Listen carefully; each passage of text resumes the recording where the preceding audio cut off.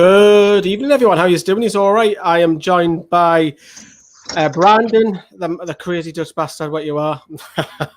How you doing, mate? All right. I'm doing pretty good. Yeah, work week is over, and let's see what the tune's gonna put on the table. Yeah, Always a surprise, isn't it? It is always a surprise. We'll be joined by Ollie in just a second, and he's a Crystal Palace fan. He's been on the channel before, and we're just going to have a look at the lineups and see where the threats are. And basically, just chat about each other's teams for. I think Ollie's going to be with her for about 20 minutes, maybe half an hour. But yeah, so in this pre-show, before the other lads come on a little bit later, we're going to talk, as I mentioned, about the two lineups.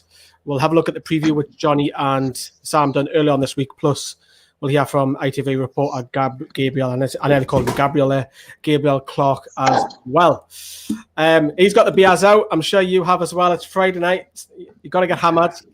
But first, we've got to obviously start with a bit of sad news. It is the 9th anniversary of Gary Speed, who sadly passed away tragically 9 years ago this very day. So, yeah, all the condolences to Gary's family. Big part of a lot of clubs, not just Newcastle, Everton, Bolton, Wales, Leeds. He won the title at Leeds, remember, before it went to the Premier League. So, yeah, he's a massive miss. And obviously, big friends of Warren Barton, Shea Given, Craig Bellamy, Alan Shearer, and name a few. Tonight's video is... Yeah, sorry, Brandon? Big miss. It wasn't from my time, but I know what he meant to the club. So, yeah, it's a big miss. Sad that he's gone. 9 years already.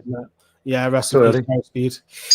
Today's match is live on Amazon Prime, so if you want to stick that on mute, kick off and watch Adam's daft celebrations, because he gets a bit jumpy. He's a bit like a kangaroo, he's jumping all over the place. If you want to watch his reaction, stick that on mute, and Adam will be joined by Carl in about 40 minutes, roughly half an hour, when those lads come on. There is a link in the description if you do want to get the Amazon. I think the coverage starts, at 7:30, if I'm not right. And the god that is Alan Shearer, of course, is doing the commentary / punditry, whatever you want to call it.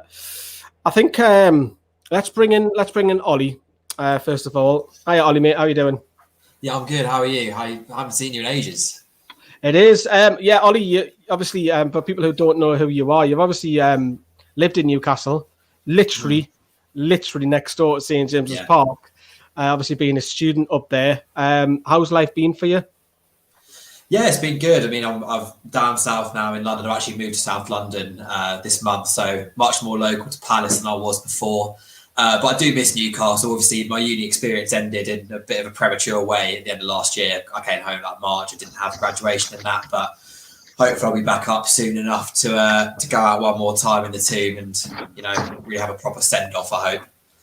You had a crazy view of St. James's Park. Literally. Yeah, it was, literally opposite. I don't know like if people know the Tesco Metro that's like opposite the stadium. I literally lived above that in the hall. So often I had it where we were watching the game on TV. I remember watching Newcastle Man United. I think he won 1-0. And I had the window open and I heard St. James's Park like celebrate before the goal went in on my TV, which is that happened quite a lot. I could hear the Newcastle fans from within my room, which was quite cool.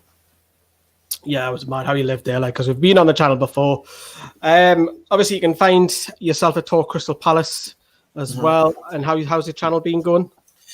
I haven't really been uploading anymore. I've actually started a podcast with two guys, Benny Esther and Palace Away, who are both quite big on Palace Twitter, called Offside Podcast. So feel free to have a look at that. It's on YouTube. We've got a Twitter page as well, and we regularly share stuff on Twitter as well. We're kind of more active on there. But that's what we've been doing. It's been quite cool to do that. Really good reception for our first few ones. So yeah, that's kind of what we're doing right now, and I'm sure that we'll be doing a reaction to this game afterwards as well. Yeah, best of luck to that as well. Adam, we can see in the background, we'll bring you on a little bit later, mate, when Ollie's headed off. But we are live on Twitter tonight. We're live on Facebook, and we are live on NFTV Extra as well. Let's dip into Palace's lineup, Ollie. Obviously, you're the Palace fan. Tell me how you're feeling about your lineup. No Zaha. He's a massive start the season brilliantly, hasn't he? Yeah, he has been fantastic. This lineup, I'm always quite reluctant to criticise Roy's lineups because generally when people go, what the hell is that? We end up playing really well. But on paper, this is not what I expected to see at all. we've got, so on Monday, Ayew was pretty anonymous. He didn't do much at all. Batshuayi had a few chances. Batshuayi has been dropped this tonight. It looks like Schlupp's playing up front, which I really don't see the point in that if we've got Benteke and Batshuayi on the bench. It could be a 4-5-1, but I don't think it is. And then Riedewald, who has been fantastic this season in central midfield, he's been dropped. Kouyaté, who's been great at centre-back, has been moved into midfield, and Cahill's come in. So it's a bit of a weird one. I don't really like Kouyaté in midfield, and I'd much rather have Riedewald. But, I mean, to be honest, without Wilf, it's kind of, that's immediately half our team gone. So I imagine he had a setup, he had an idea of what to do. But, yeah, looking at it, I'm not that keen, if I'm being honest. How do you feel? We'll talk more about your lineup in more depth, but how do you feel you've only had 3 days rest? Do you think that's a bit unfair playing Monday and Friday? Yeah, definitely, especially given that you guys had the early kickoff on Saturday. Like, you've had nearly double the amount of rest time we have. You'd think that with the way the fixtures have worked out, this would be really avoidable. So it is a bit annoying, and I do imagine that has influenced our selection. Because it's like playing Saturday, Tuesday. I think it's basically the same break. So, it's annoying, and I hope it doesn't cost us. But I mean, I don't know what your guys' fitness is like. I mean, ours isn't fantastic. I don't know what you guys think about that. Yeah, I have to mention though. Come on, they're almost 3 days rest. They're sport athletes. Come on, 3 days. Yeah, I agree. Oh, yeah. I do agree. It should be enough. It shouldn't be a problem at all. You see Klopp moaning in the week incessantly about the rest time. I think it's just weird to give us like a Champions League style, like length break between 2 Premier League games. It kind of doesn't really make sense. I've heard professional football players saying, I don't care if it's like 2 days rest. I love to play as much as I can, to keep that, to stay in that rhythm. So they say 2 days rest is more than enough. You would think so, and hopefully, we're not playing again till next weekend. So give it all tonight, and we've got a big rest after that. So adds up, doesn't it? It'll be okay. Ollie, why is Batshuayi on the bench? I don't know. Maybe fitness, but the thing with Batshuayi is he's, in my opinion, the best finisher at the club by distance, and one of the best finishers we've had genuinely in my lifetime. Andy Johnson was great, Glenn Murray's great, but in terms of instinctive goal scorers, Batshuayi's right up there. But the problem is his link-up play is basically non-existent.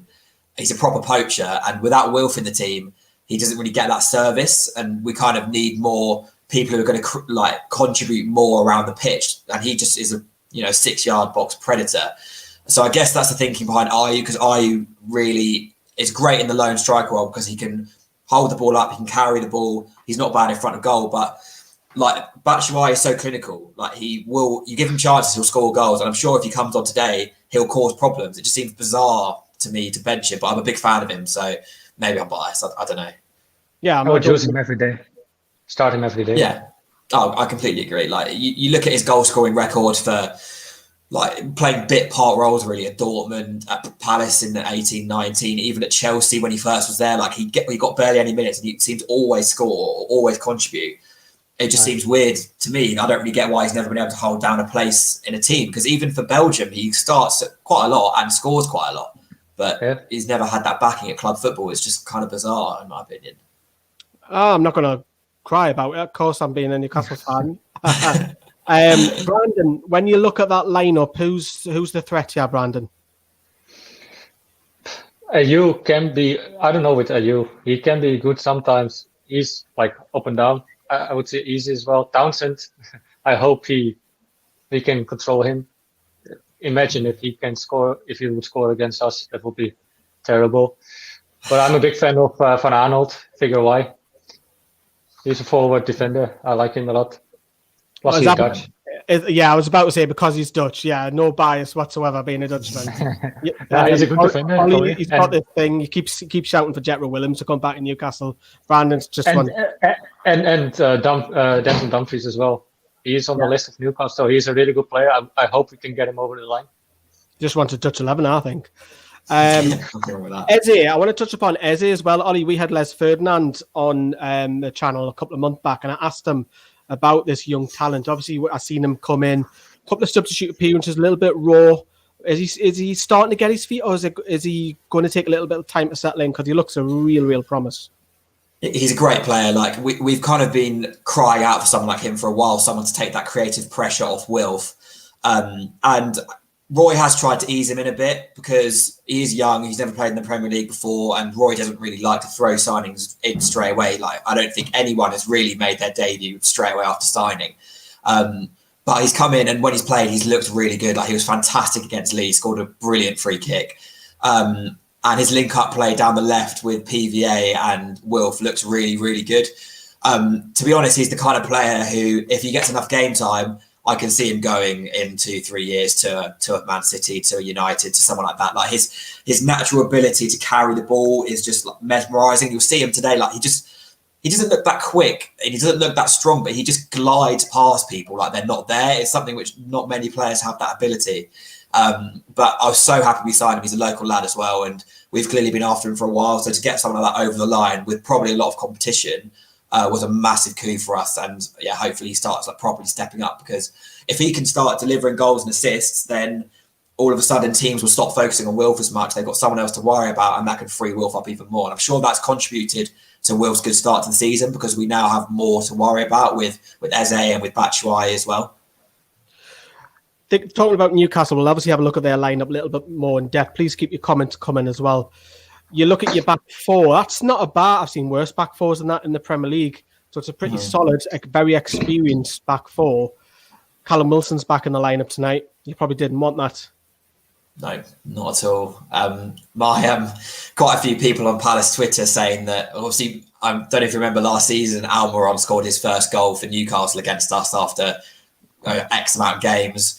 That's very Palace. So quite a lot of people I know have put money on Joelinton to score tonight, because that's just the kind of thing that we would do, is let someone like that score. I mean, that back four, you look at it and you think like Klein, Kale and Dan, like surely they're past it. But Dan's been great recently. Like he's such a dominant defender. And while he's not very mobile, his like positional sense is great. He's like formidable in the air, and he's a real set piece threat as well.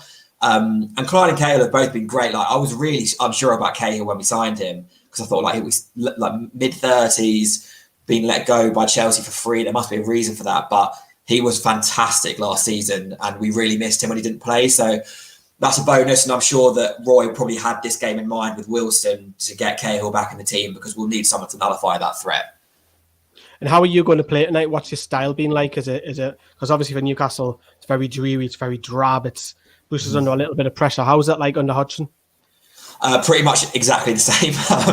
Especially without Wilf, we don't exactly, we don't play expansive football. Against Brighton, we had a non-penalty XG of like 0, basically. I don't think we had another shot apart from our penalty. And that was very typical of a Hodgson performance. We blow hot and cold quite a lot, but I'm not expecting many goals tonight. I think we'll probably be quite scared of losing.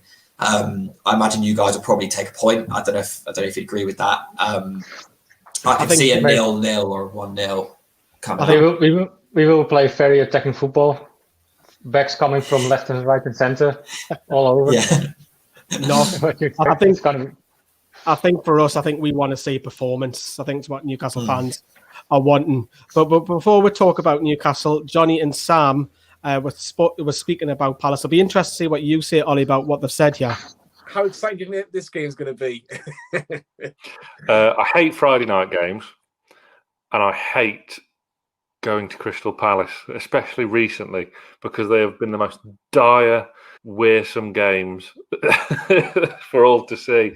I mean, Wilfried Zaha not playing is a massive bonus, so we've got half a chance now. This is a big game for Steve Bruce, because after the previous 2 games, my word, he needs a reaction and he needs a performance. So I wouldn't say I'm excited for the game. I don't think it's one for the casual fan. We'll touch about Newcastle very, very shortly, but we'll mention Crystal Palace now. You've touched on already about Wilfried Zaha not being involved. He is Crystal Palace's main man. He is Crystal Palace, some would say. Missed the 1-0 defeat to Burnley on Monday night, which was a big result for Burnley. Roy Hodgson's side, it's again very similar to Newcastle, not very pretty to watch, but Roy Hodgson has managed to keep Crystal Palace above water quite comfortably ever since he came a few years ago. Who are the biggest threats without Wilfried Zaha? I mean, you'd look at the former Newcastle man, Andros Townsend, cutting him from the right, wouldn't you? So Jamaal Lewis is going to have his hands full with Townsend, you would think. Thing is, as well, you never really know what you're going to get with Palace. They've had some cracking results so far this season, and they've had some real stinkers as well. They battered Leeds at home, and they got a win at Old Trafford as well. But as I say, they've been on the receiving end of some tonkings as well. But yeah, Townsend's a big threat for me. Cutting him from the right hand side, he's a really good player. Such a shame we only had him for 6 months. Their forward line isn't really much to be worried about, I would think. So I would look at, again, our weakness is defending from set pieces. So I would be looking at their centre backs, and fingers crossed we can actually defend a hell of a lot better than what we have been doing. Of course, and you touched about the defence as well. Patrick Van Aanholt, former Newcastle loanee, scored the winner last year. I was there with Lee. It was a tough afternoon to say the least, but I think it arguably gave us one of the best player ratings ever, myself 40 and Owen at the time. It was memorable to say the least. But again, I think Palace are very up and down, Sam. They've lost to Everton, they've lost to Southampton at home, but as you've mentioned, they've won against Leeds recently at Selhurst Park.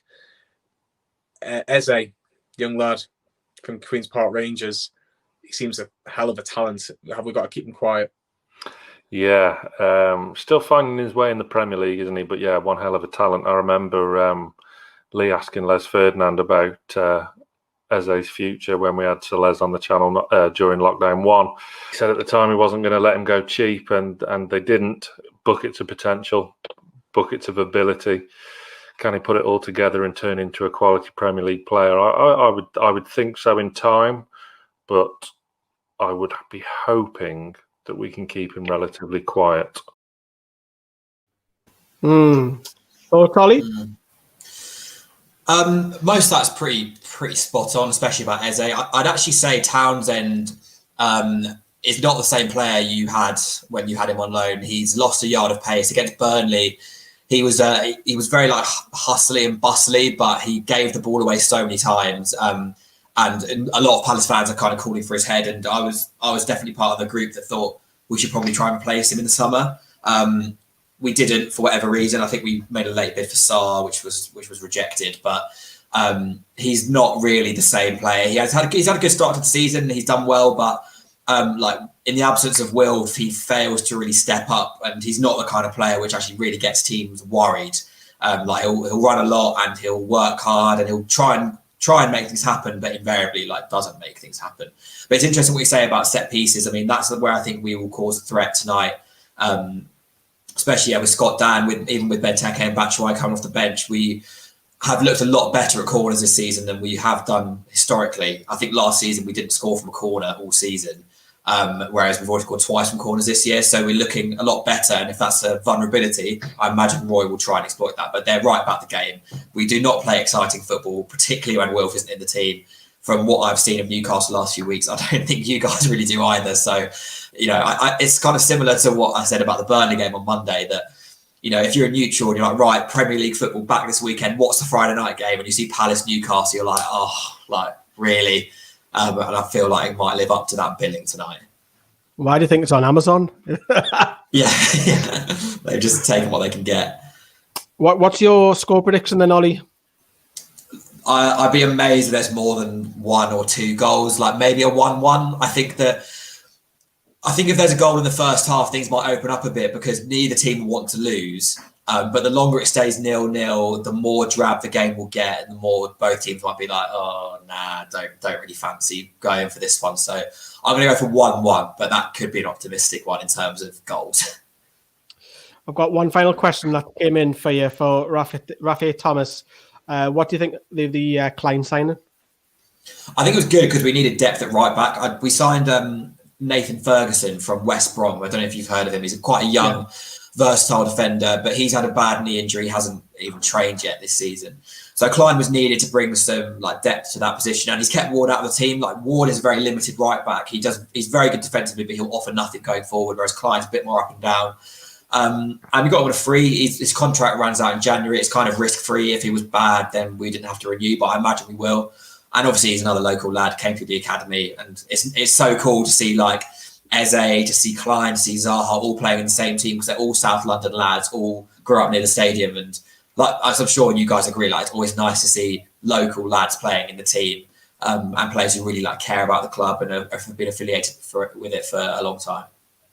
100%. 100%. Ollie, thank you very much for coming on. Good luck. No, cheers. Thanks for having me. Good luck tonight. Ollie, one thing. Ollie, one thing. See you later, guys. Oh, one thing, yeah. What's up? Wilson will slate you guys. That's it. He will. Guaranteed. Nailed on. We'll be back in 90 seconds. We're talking all about Newcastle with Adam. You're watching The Black and White Show with Newcastle Fans TV. Here at Newcastle Fans TV have we got a treat for you. We have 3 membership programs ranging from bronze, silver and gold. The higher you go, the more access you get to behind the scenes videos and also videos across the internet which are trending. We also offer first exclusive look at all of our videos. There is posts. There is also exclusive to what we're up to and what we have planned in the coming days, so you find out before everybody else. There is also behind the scenes footage, which you can see here. Sam setting up, ready to interview Warren Barton and Craig Moore, making sure that his mic is set up and he has the 2 screens set up. And this is just some of the stuff that we do. There is so much more and plans coming to develop the membership behind the scenes. So thank you for our current members who've been there since the start.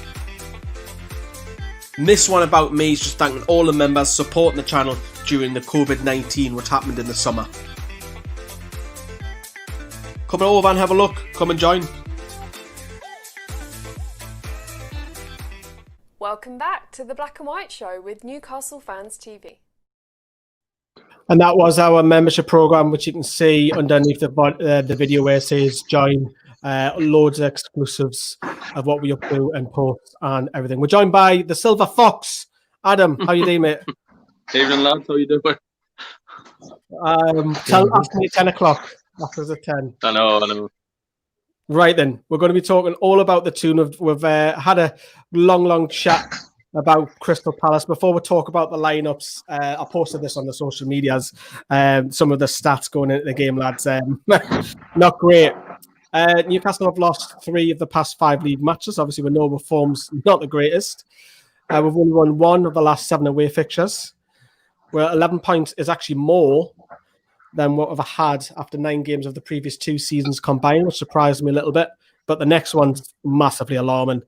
Just 71 attempts on target and 21 attempts, beg your pardon, and 21 shots on target. Both are the lowest stats now. Burnley of all teams have overtaken them.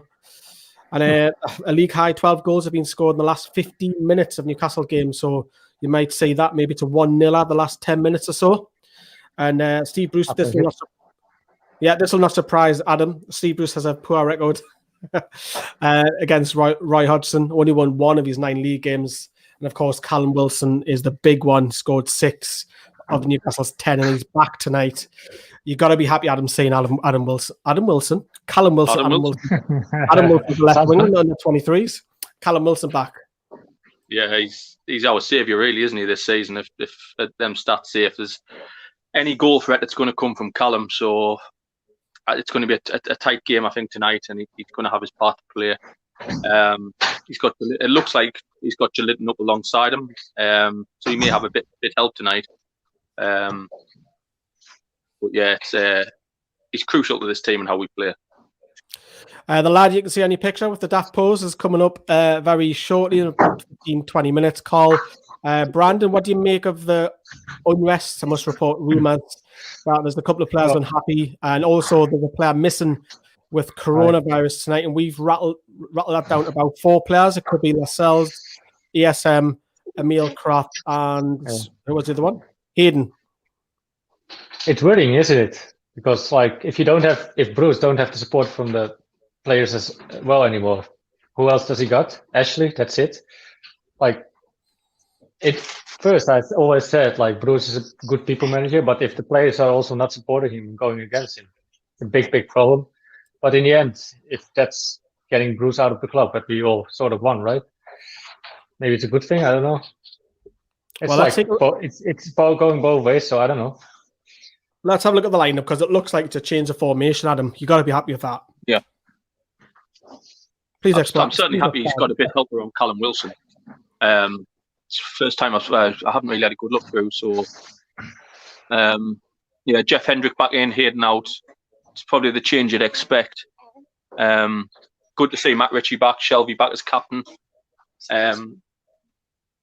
It's hopefully a bit more attack, and hopefully Bruce has learned his lesson that 5 across the back, sitting back for 90 minutes, isn't going to work. Yeah, let's very pleased with Shelvey. Yeah, let's break it down. Let's talk about the line. Let's start, obviously, Callum Wilson being back. He's a massive game changer for us because he only needs 1 or 2 chances sniffing around the 6-yard box. We haven't really got another striker. Maybe Dwight Gill's the closest to him. Maybe he's a poor man's version, but Callum Wilson being back is just a huge lift. Obviously, ESM's out. We know that, but I don't think he's great in the wing-back system, but it looks like to change the formation, maybe ESM could have benefited tonight if he was playing, but look, we're speculating whether he's injured or because one of the 4 players have got coronavirus, as I've touched upon. No, Hayden Hendrick comes in. Maybe it's Hayden who's got the coronavirus, not being risked. But look, we've talked about Jeff Hendrick a lot, Brandon. He needs a performance, doesn't he? Yeah. He needs one of those performances he had against Burnley, for example, or like one of those early games. That's what we want from him. We don't really expect him to score a goal. It does it, but just keeping that midfield organized and like there's depth. But yeah, we need a performance like he did before. He's got to, and he was lacking from that lately. He's got to keep starting, man. I just didn't like the lad, to be honest. He's only had 1 good game in 10. That's not good enough for me. Jay, I like him a lot, man. Jay is a massive friend of the channel on both channels, NFTV Extra and NFTV is a paying membership as well. So hopefully, Jay, if you want to pop on a little bit later on and speak to the lads, maybe just before the game or half time, please give us a shout and come on. I'll keep posting the links in the description. And in fact, anybody else who wants to come on, please do. What's the last time Jay was on, actually? Sorry. Was it not last game or the game before, Adam? What's that for Jay? Aye. Yeah, it was a game before. He got up early hours the last game and we told him not to, so it was rubbish. The formation, Andrew, a keen follower of ours as well. What we're playing? Are we playing 4-2-3-1 here? I honestly wouldn't want to predict what we're playing until I see it come out. Got to be surely because I think Jeff Hendrick's possibly going to be on the right in midfield. Almiron on the left, flat back 4, 2 up top. That's how I see it. But you never know with Bruce. Yeah, our good friend Wayne, who says some funny stuff, doesn't he? So Wayne's formation for 85 minutes. Sorry, I've got the giggles because the stomach's just flashed back. I think Adam knows what I'm on about. I know which one you mean. I'm sure Wayne does as well. Yeah, aye. Let's just hope his missus is happy tonight. Evening, lads. Jonathan. Yeah, hello, Jonathan. Nice to see you. Let's go back to that lineup then. Where's Joe Linton playing, Brandon? I would say Bruce, knowing Bruce, he probably plays him around Wilson. He's not on left. Yeah, sort of. Like I would say, hanging around him like a sort of striker role, but like, I think he gets like a sort of free role as ASM does. I can imagine him saying like, you do where you feel comfortable as long as you're like around Wilson.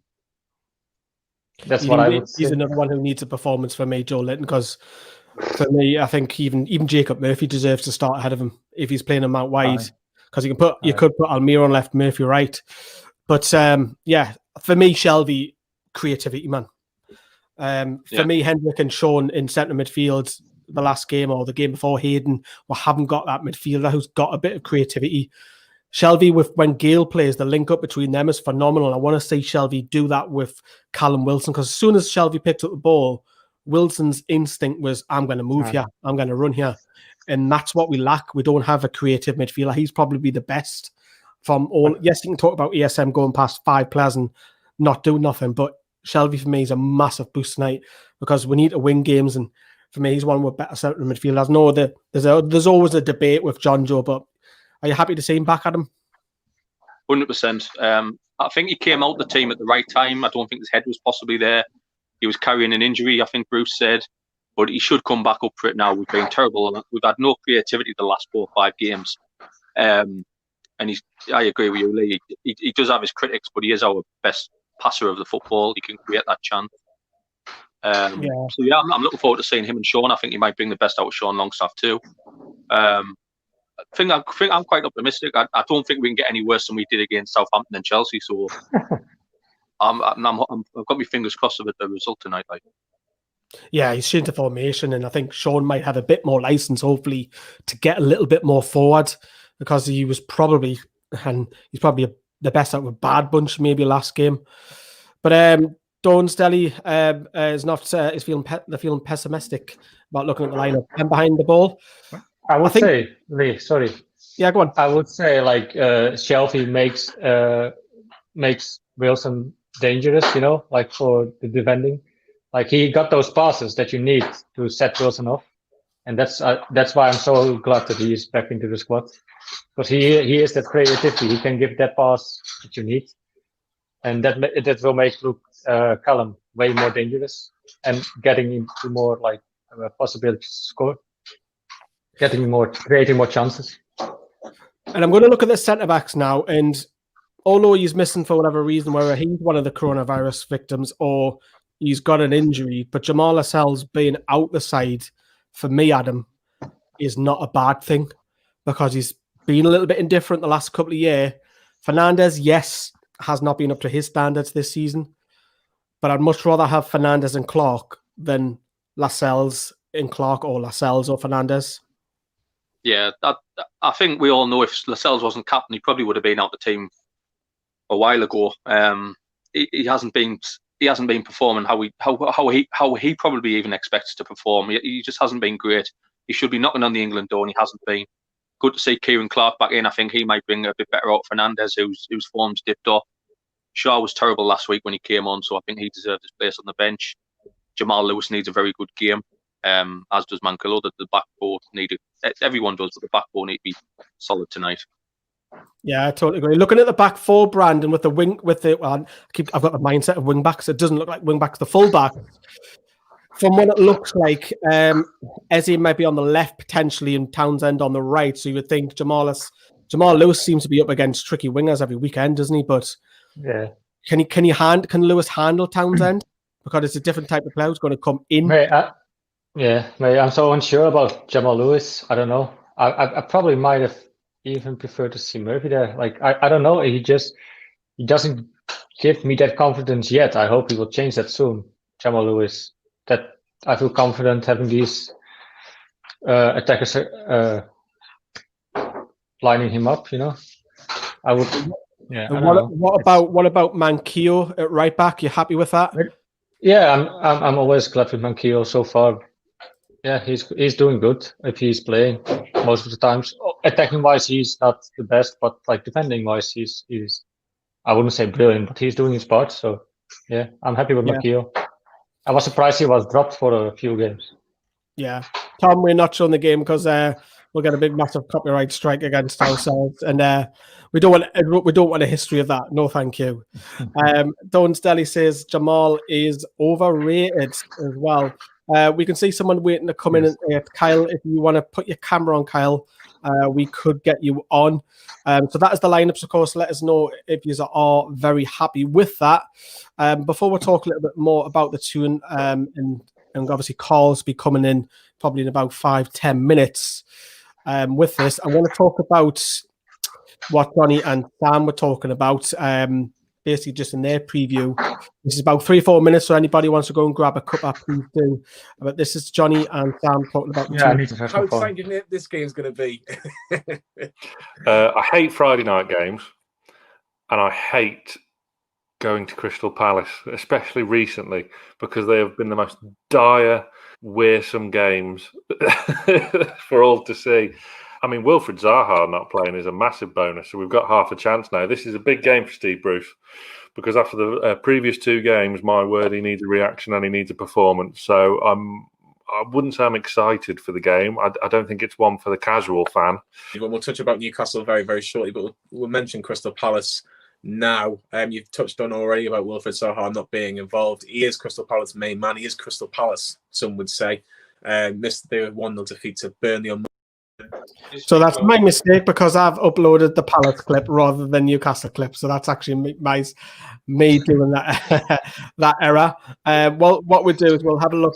See Adam is for a cuppa. No, this is what happens when you lie, doesn't it? What we'll do is we'll play a Jack Charlton clip, and this is all about Newcastle. I'll see if I can get the Newcastle clip uploaded whilst we're waiting for this to come on.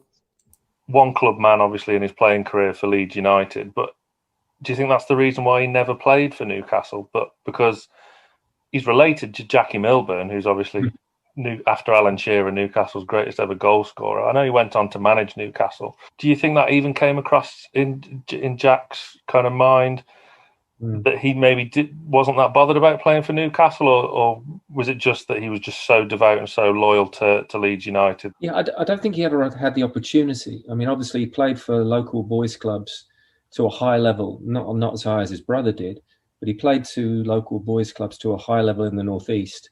But I don't think, despite that family connection you're talking about, that there was ever a trial for Newcastle. And I think obviously if there was, then he would have gone along, or at least if he had one, he was rejected. So it was never doing the research. Playing for Newcastle would have been wonderful, but the opportunity to play for Leeds came almost at the same time. He's left the mines. He didn't want to be a miner. He realised that early. Didn't want to follow his father down the mine. And then it was, right, you've got 2 options: be a policeman or be a professional footballer. And bearing in mind his brother had already gone, I think, to Manchester United at this point. So Jack went to Leeds. Leeds gave him the chance.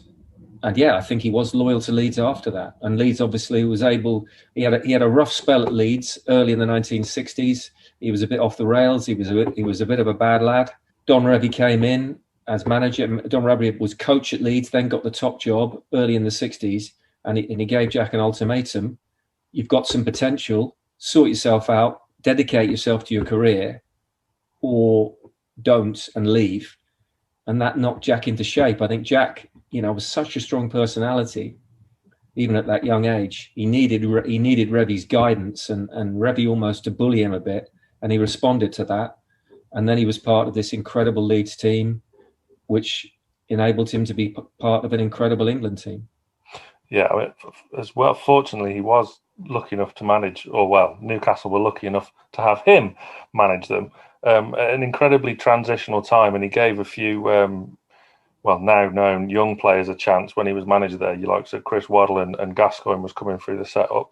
Do you think youth was a massive part of his managerial style, because he was obviously quite an uncompromising character, that he could mould these youth players into the way he wanted to play football as opposed to dealing with more senior figures? I think he could do both, really. And I think his career, certainly with Ireland, shows he could do both. And I know you won't want to hear it too much, but he did a heck of a job at Middlesbrough. And, and at Middlesbrough, he certainly did both. He inherited some good senior players. But, I mean, there was a young Graham Souness at Middlesbrough, who, again, was a difficult character. And had come up from Tottenham, where he'd shown all this talent but too much edge for Bill Nicholson, and Jack sorted him out, and Jack essentially enabled Graham to become this holding midfielder who would win everything with Liverpool. So I think Jack could do both. He obviously enabled players like Gazza and Waddle to come into the Newcastle team. I mean, I think they were prodigious talents. So I think that, that it would have taken a very stubborn, maybe ignorant manager to not select them. I don't know. We've had a few of them down the years. Yeah. Well, I think Jack knew how good those guys were, and as tricky as Paul Gascoigne might have been at that young, precocious age, he obviously was a talent that you could not select. The same obviously with Chris Waddle and the lad from the sausage factory who had to come in and get his chance. But Jack showed, I think, that willingness to, if it was good for the team and if it meant leaving out a star player, he'd leave the star player out. He was very, very clear on that. It was something he'd picked up from Ramsey, because Alf Ramsey essentially selected Jack because Jack was the centre half who worked best with Bobby Moore as a partnership, but he wasn't the best centre half, the second best centre half to Bobby Moore in the country at that time. But Sir Alf said to him, "Listen, you're in because you fit the system best, not necessarily because you're the best player." And Jack took a lot from that information, I think. Yeah, so Jack Charlton's film is out. It's a good watch. If you like the Bobby Robson film, you'll enjoy that. And obviously, there's another one who sadly has passed away recently as well. A legend in all the 66 World Cup winners seem to be departing us, unfortunately. Brandon, you never won the World Cup, have you? Didn't we? No, we did. I think you won Euro '88. I think We did win the Europe League, right? you won Euro '88 because of Van Basten, didn't you? Yeah, there you go. But you've never. But we had some great quality players. Yeah. Still not got a star on you. Yeah, you still not one of them, are you? No, we have 3 lines on my shirt and everything. But yeah, that was. Do you think I can be asked? Or I'm just trying to get a reaction out of you, mate. we still have Johan Cruyff, Marco van Basten. Who do you got? Alan Shearer. What? That's it. Best top player anyway. But You're a Newcastle fan, man. Can I say but like one after Maradona, one of the best players. It was Johan Cruyff. You do realise Sam's now going to admit. pick that up and replay that in our WhatsApp messages. Now you've said that, you've just criticised Alan Shearer for England. I didn't. No, I said Alan Shearer is the best, but that's the only player you ever had. No, we've had a few more than just Alan Shearer down the years.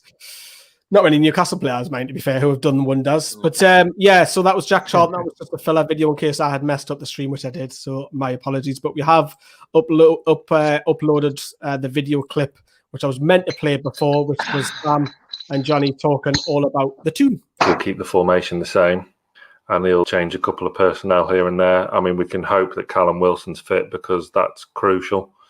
Joe Linton was by no means the worst player on the pitch against Chelsea, but Wilson makes all the difference for having that focal point. I wouldn't be totally against Joe Linton starting on the left behind Wilson, but like I keep banging on, I would go 4-2-3-1, especially with no Zaha in the team as well. He makes that team tick.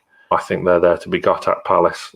Similar to when we played Everton. Everton were there to be got at because they were missing players. That he does tweak the system slightly because it looks a mess. Should Newcastle go for it, Sam? It's not like home advantage doesn't really mean much anymore whilst there's no crowds in. There's been more away wins in the Premier League than home wins this season. Yeah. I mean, you line up our two teams, you'd on paper, you'd fancy us. You would fancy us. That squad's clearly low on confidence. We saw that against Chelsea. There was players looking extremely pissed off. Cher, Almiron, ASM, they weren't looking themselves, were they? Lascelles came off injured. Will he be fit? Will Fraser be fit? I hope to God Fraser is fit. I mean, I doubt very much he will be, but we need to see him in the black and white shirt properly and let's see what he's all about, because the glimpses we've had so far have been mightily impressive. Completely agree with the Ryan Fraser one. I don't expect Lascelles or Fraser to be involved. Sam, does anyone deserve to be dropped? I'm looking at the likes of Alan St. Maximin, for example.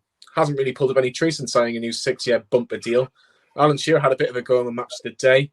The defence, I don't even know what our best defence is, to be brutally honest with you. What changes would you make and who would you put in the starting 11 on Friday evening?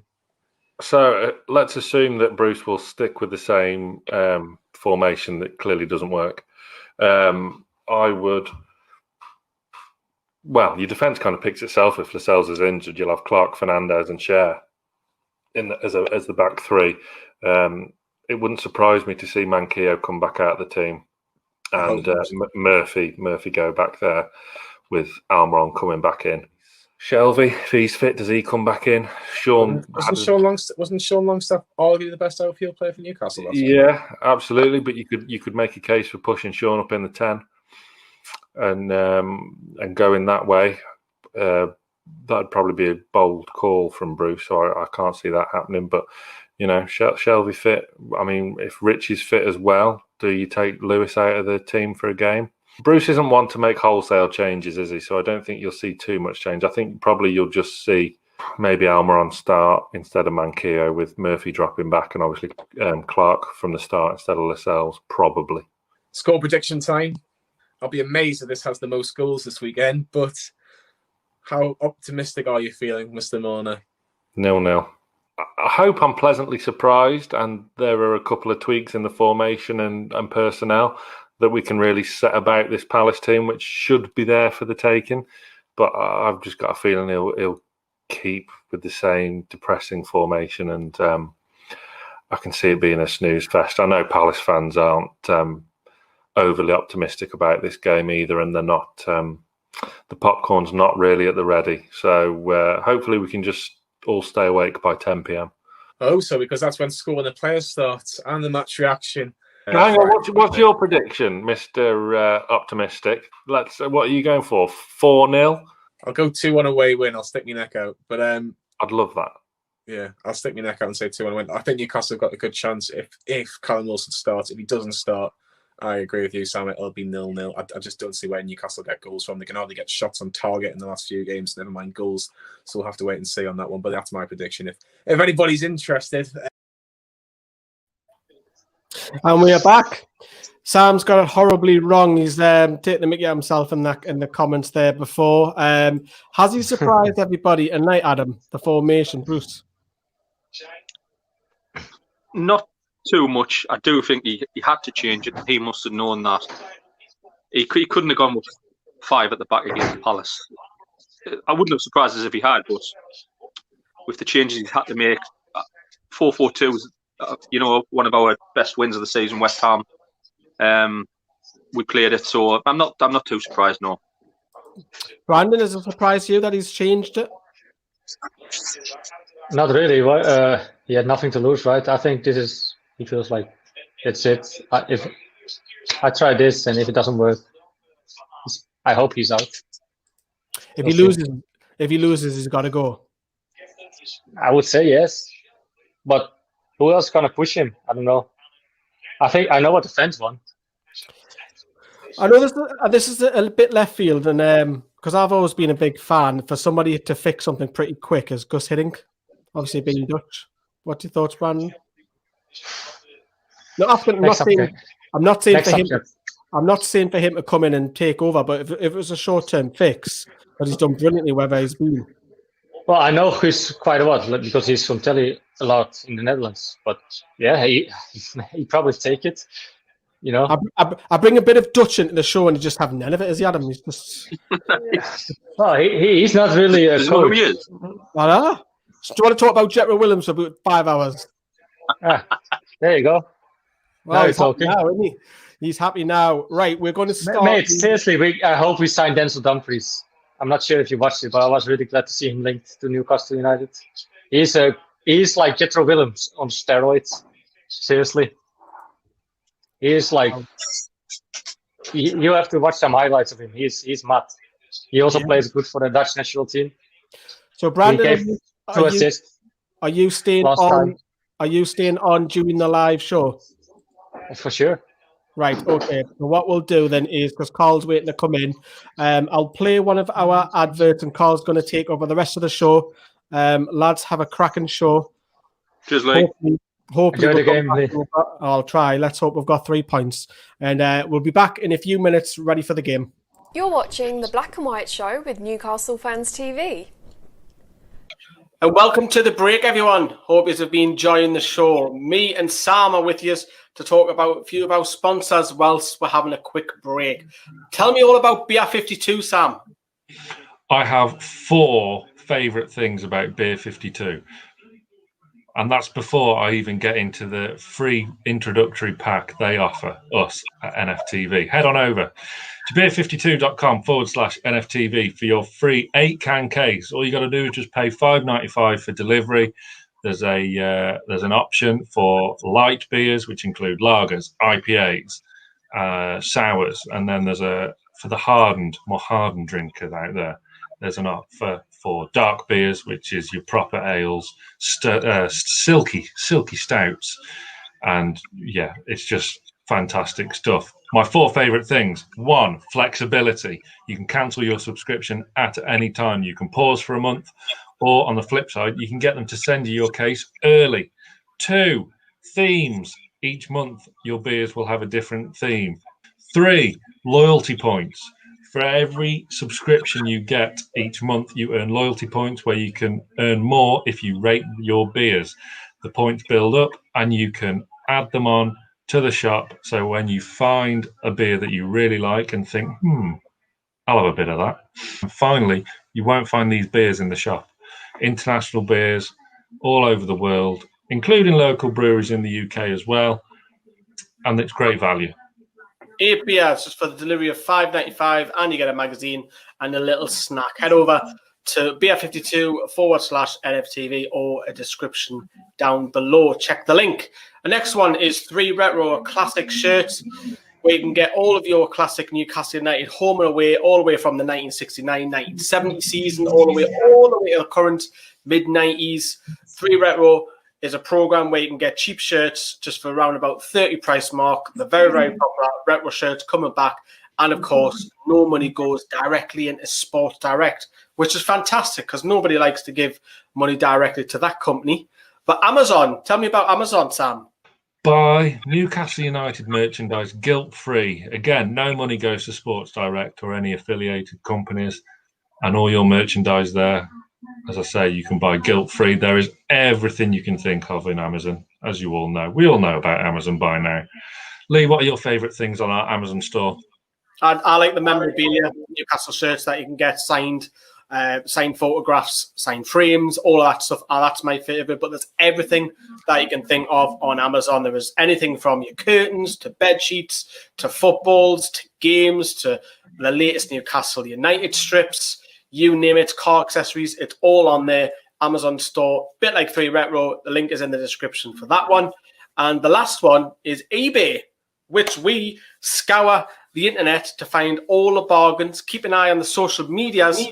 Where me and Sam post regular updates on finding bargains. What's the best bargain you've found so far, Sam? There's a few. If the 3 retro shirts aren't for you, then I've found some fantastic bargains on eBay of vintage shirts that may not be the most iconic, like your 96, 97s, but there's some fantastic shirts out there. For instance, the 02-03 season. Remember the old black and white NTL under Sir Bobby Lee? I found that on there, and that was going for about a tenner, which is absolutely, new. Back in the day in 2002, it was 30 quid. So it's just absolutely superb. So keep an eye on our socials for eBay. I'm waiting for the PlayStation 5 to come out to get my hands on one. As soon as I see it, I will be sharing it on the socials. Keep an eye on my Facebook and Twitter for all the eBay bargains. And that is it. And we'll hand you back over to the Black and White Show. Welcome back to the Black and White Show with Newcastle Fans TV. Good evening, everyone. Hope everyone's well. Lee, thank you very much. We're back with another late night game. How is everyone? Yeah, not bad, mate. Not bad. Just anxious about tonight. Brandon, how are you? I'm doing good, mate. How are you doing? Good. I've missed your predictions. What were your predictions, lads? Well, I'm going to go 2-1 Newcastle. Okay. Fancy a win tonight. Go for a 0-0. You go 0-0, Brandon? Yeah. Fair enough. Cannot see really for anyone, to be fair. Like, good stream last night, by the way, Carl. Appreciate that, mate. Appreciate that. Everyone in the chat, it's good to see you all back. We've got the regulars here. I'm sure there's been a lot of positivity as always. Trying. Yeah. What you want for? I reckon it's going to be... I reckon we might nick a result 2-1. I'm glad Shelvey's back in the side. We need that bit of creativity. Yeah. You'll notice none of us are streaming from the kitchen tonight as well. Yeah. Just a real quick question. Is my volume correct? It's not bothering you guys? You turn it Say down that again, mate. Should I turn it down? Yeah. Yeah, just a little bit, mate. Okay. Like this? Yeah. Yeah, better. Right. Cheers. Okay. That's all I needed. Mike, hope you're well. Cheers, not. 3-0, I like that, Alfonso. I'll take that all day. It's good to see a change of formation after the positive so far. Yeah, definitely. Couldn't have played 5 at the back tonight. Yeah, definitely, Lee. 100%. It's. I thought I must have. Oh, what's gone on there? Just good work by Miggy and Jolinton. Ball into Callum Wilson, who is where he is. Dangerous place. You guys are like 5 seconds ahead of me. Did he just miss that, or was it just? Did it come off him? I didn't see what happened. I think it was decent defending, to be honest. Yeah. There's a replay coming up here. Jolinton with the ball in. It was a good tackle. Very good tackle. Positive start. Nice ball in from Jolinton. Callum Wilson in the areas. It's a great. I don't know who that was. Clear. Okay. Good clearance. Big hand have got.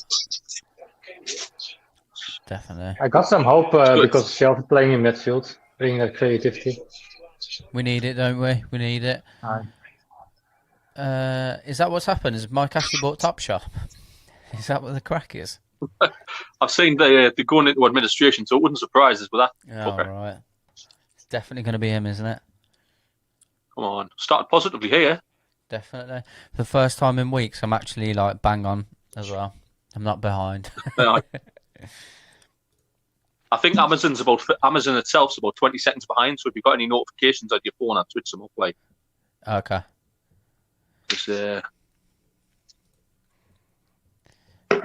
Why now did you get on after the Everton game, mate? I don't think we saw you at the Chelsea one.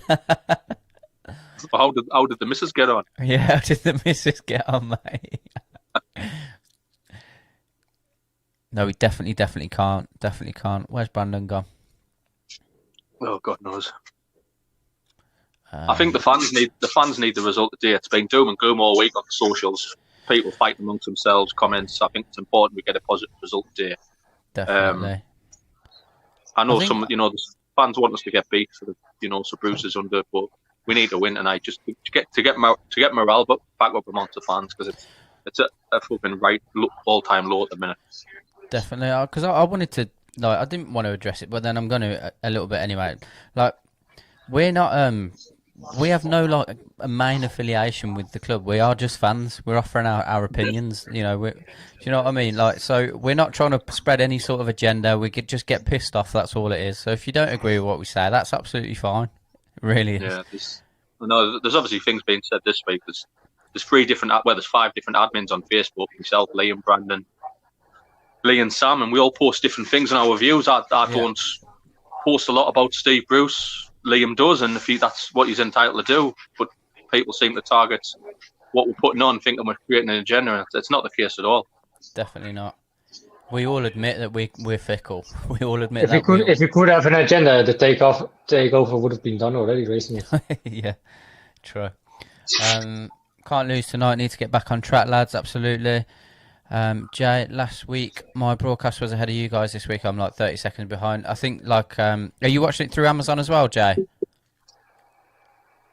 Or you're probably not actually, are you? No, it's probably not. That's probably why he's a bit behind. Right, it's kind of weird, isn't it? Because you want Newcastle to win, but somehow like I hope for Bruce he wins, but it's like a weird situation. You know what I mean? Like. You don't mind if we lose because it might get Bruce out, but on the other hand, you want Bruce to do good. I don't know how to feel, to be honest. It's like a roller coaster for me. If we lose tonight, Bruce isn't going to get sacked. If we lose, we need the fans need a bit of a pick me up now with all the news. Like, although it's not related, all the tiers locked down, us being in tier 3, the fans just need a bit of a pick me up. Most people do look to the club to do that. So I know I've been looking forward to this all day because I just want to watch watch your team. What will be the point for the club to sack Steve Bruce? What will be the point? Come on. The only time I'll be optimistic is when we've got a new owner. We sack Bruce, it's still going to be the same owner. So that's true. That is very true. That's like also giving me the feeling like I don't know how to feel about it. Like I got sort of like, how you say, infected by like people saying Bruce out. Because I defend, you guys know, it's not like I defended Bruce a long time, but I kind of got dragged into that scene of like Bruce out, I guess. Yeah.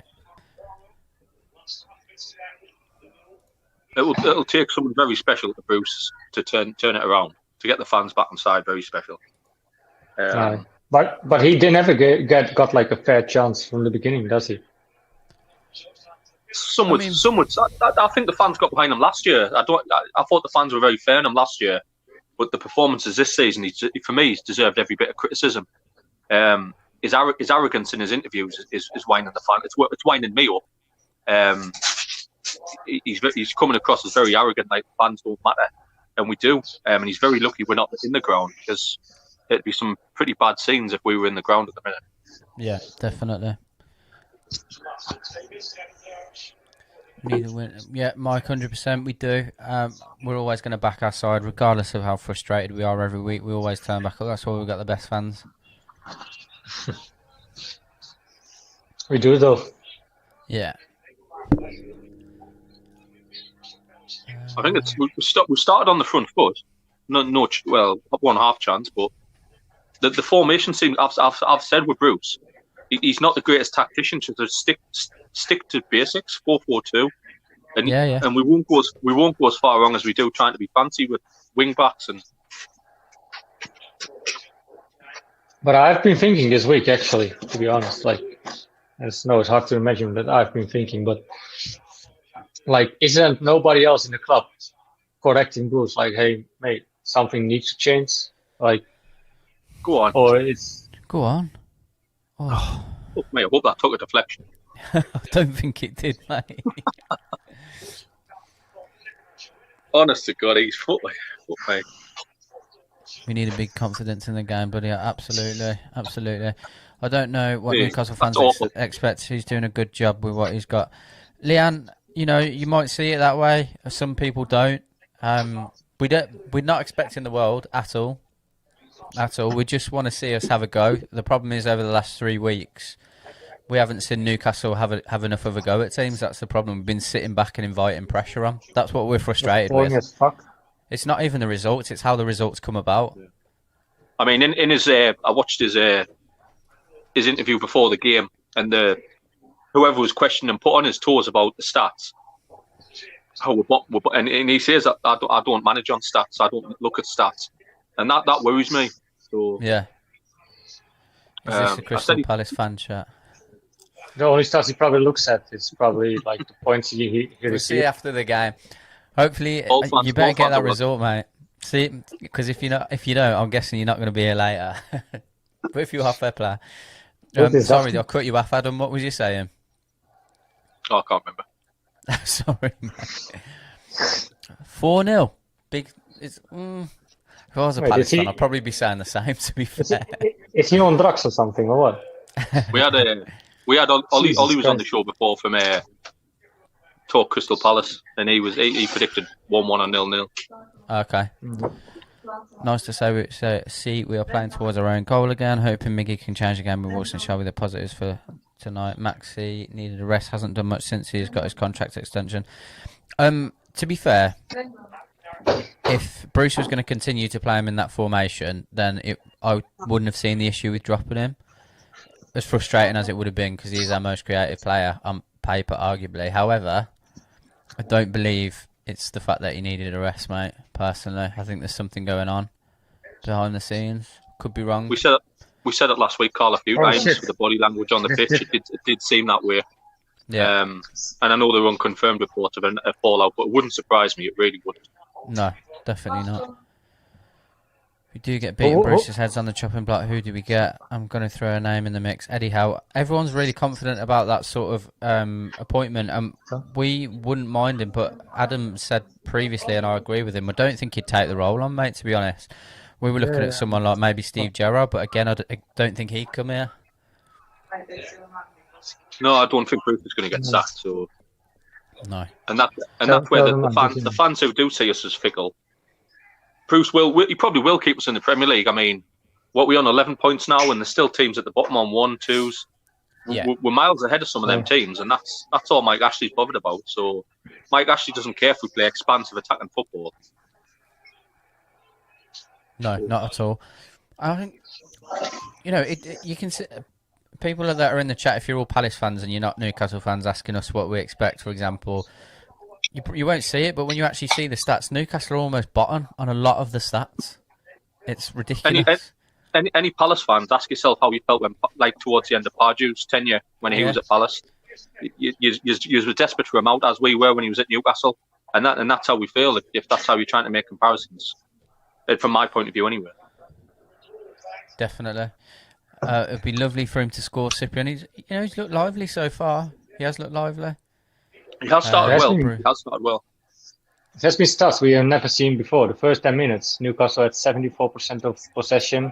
Yeah, that's not normal. What's going on? How are you feeling? Bruce will be gone in a month. I'm confused. I'm not sure he will be, Wayne, unfortunately. Our squad, player for player, has more quality. Well, on what we've seen this season, I wouldn't argue with it. On paper, meh. I don't know. I like Zaha. Who would you take? Adam take your from Palace team. None of them. I think Zaha's got a piss poor attitude, to be honest. I genuinely do. I don't like him as a footballer at all. Never have done. Would you take Townsend back? I'd take him back on loan. I would take him back on loan, to be honest. Really? Yeah. I think they did good business getting Gary Cahill in. I thought that was a great bit of business last year or the year before. 100%. I mean, but yeah, I haven't watched Palace enough this season to turn around and say I wouldn't take anyone. So I would say Easy is okay though. He looks promising. Yeah, he does look like a decent player. Hello, lad. My phone up. Good to have you back, Connor. Are you migrating over to be a Newcastle fan? We'll accept it, mate. I don't know if you want to, like. If you want years of disappointment, mate, you're welcome over. You got it. Where are all these people coming from? Pardon? Where are all these other fans coming from? I know, yeah. We have some good players who are not given a chance to express themselves by net tactics. That is exactly the frustration that we have too, Wes. 100% agree. Who do you think's, not expressing themselves more under these tactics? Well, as of late, Maximan hasn't been able to. I don't feel, but again, I think he has got to have a look at himself in terms of professionalism with regards to what's gone on. That being said, I'll be pissed off as well if I was him. Oh, they've definitely had a falling out, them too. Definitely.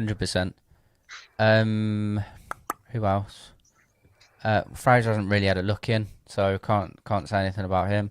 Miggy has obviously been pushed out into different positions all over the place. And those two would be the main two, I think. What about yourself? Yeah. Maybe Sean Longstaff as well. Very disappointed how we're defending. Considering Bruce was a good centre half back in his day, very disappointed how we're not wanting to compare Rafa, but we were a bit more defensively solid under Rafa, and now we concede goals for fun sometimes. But this is what I like from Shelvey. He's just your Amazon playing connection forward. fine? Mine's fine. Mine's fine as well, mate. No, I agree in the fact that I think there has been a fallout. I just meant taken away for a game and away for. Yeah, no, Lee, I don't disagree with you. I think either way it would have been a good move, to be honest. I'm not actually against Bruce if he was genuine about making the decision of potentially dropping him, benching him. Maybe I wouldn't be against that to see if it gives him a kick up the arse. That being said, I don't think that's what it is. I think he's just trying to save face with those comments. Yeah, of course. Which one was that? Sorry, Carl, I missed that. I was this one here. What, ASM? Yeah. For ASM, I can see why ASM's pissed off with the tactics, but I can see why Bruce is pissed off with ASM because he's been shite since he signed that new deal. Yeah. But didn't he put him into that become a waste of talent. Yeah, I know, because I've said it before. Obviously, there was a lot of that talk of him having that sort of attitude when he was back at fucking hell, what did we say? Nice. Sorry. Nice. Yeah, sorry, and we'd never seen it up until now. But if it's because he's not allowed to express himself, I can't understand where he's coming from. Yeah. Yeah, I agree, Jay. We've been lively. There's an early yellow card there for Schlupp. Fernandez, which is Fernandez. It's a harsh yellow card, I think. Actually, I don't think it's maybe it's a warning. Yeah, mate. So Amanda Stavely come out like immediately after and said that there was this big six cartel and everyone got laughed at about it, and then obviously it come out about. Go on, chill. It come out with this big six cartel wanting away from the Premier League, so it turns out it was true. So yeah, that definitely seemed to have been the case, mate. They definitely had an influence on it, and it's very, very frustrating. John, I don't know who John is who's tried to join. Your devices aren't connected though, mate. Liverpool fan, got lots of time for George. Just don't get what you want. You haven't been the entertainer. No, look again, Leanne. We're not looking to get back to that immediately. Obviously, it would be nice to get to that at some point in the future.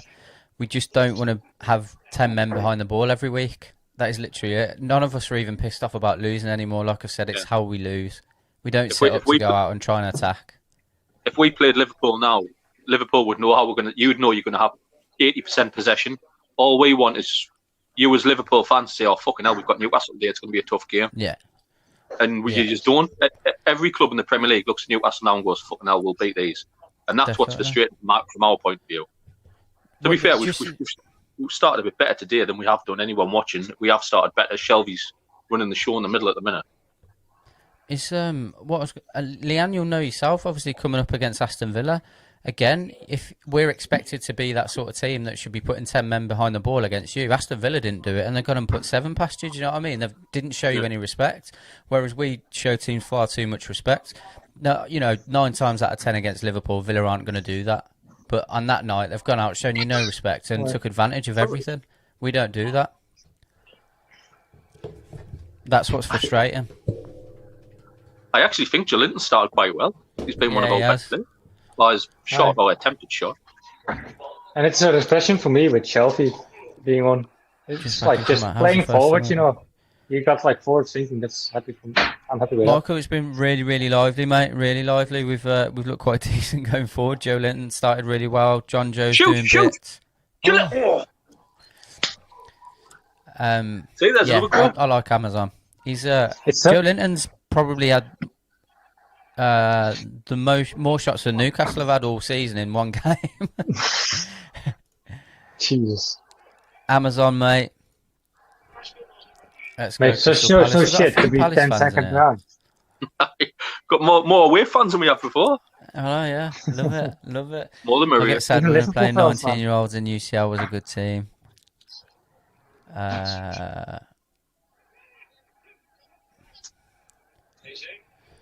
How's the game going, lads? How we attack? Looks like we're attacking from where I'm sitting, Mike. To be fair, Roger, good to see you back, mate. Hope you had a good Thanksgiving. Wish I was out in Orlando with you, mate. I'm not gonna lie. Yeah. I'm expecting my flights to be cancelled pretty soon, which is unfortunate. It's like 9 hours early, so it's like 12 in the afternoon there. I think if I correct, for 9 or 8 hours, they're like back in in the past for us. Might be something like that, or it could be. I know it's 5 in New York. Oh, wait, yeah. Well, for you guys, it's probably 8 or 7 because you're no, it's like 10 hours for you guys because in the Netherlands it's like 8 or 9 hours towards. I don't Orlando think it's quite 10, mate. I don't think it's quite 10. I might be wrong. I can't remember. I was always pissed when I was there. Lads, I've been thinking why I probably have some sort of different opinions from you lads on Newcastle because I've been following Newcastle since 5 years and I've only seen I haven't seen any new success years from Newcastle, so that's why I'm probably always thinking if we stay on and in the league, I'm happy, and I'm happy with any sort of result. I've never like experienced like a success seasons. That's fair enough, mate. Not a lot. That's probably always why I probably defended Bruce, because like he's picking up points, and that's why probably I defend him. Because to you, from what you've seen in the last 5 years, it's not really any worse than where we've been. Yeah, I've been on about since McLaren and Carver. Yeah. Since I've lived in Newcastle. So, Brandon, what made you start supporting Newcastle? Especially when McLaren and John Carver are in charge. Jesus Christ. Yeah, that's why I was supporting them, man. That's why I like. So yeah, but basically, like my dad, like had like he was working for like a Dutch bank, and he said like, do you fancy coming on a trip to Newcastle? From the ferry from Amsterdam to North Shields. You guys know it's not actually Newcastle they go to. It's like North Shields. Yeah. Oh damn! It's like so. In the end, like I said, yeah, why not? And first we had an option to go to Sunderland or Newcastle. I said like, let's go with the main team. You know, like Newcastle is the main city, so not go to Sunderland. That's fair enough. Sorry, mate. Joe Linton has been excellent so far. Yeah, I'm 10 seconds behind, so I'm not watching it. I've been wanting to see this from him since we signed him. Yeah, he's actually playing quite well. Yeah. Should I finish the story or?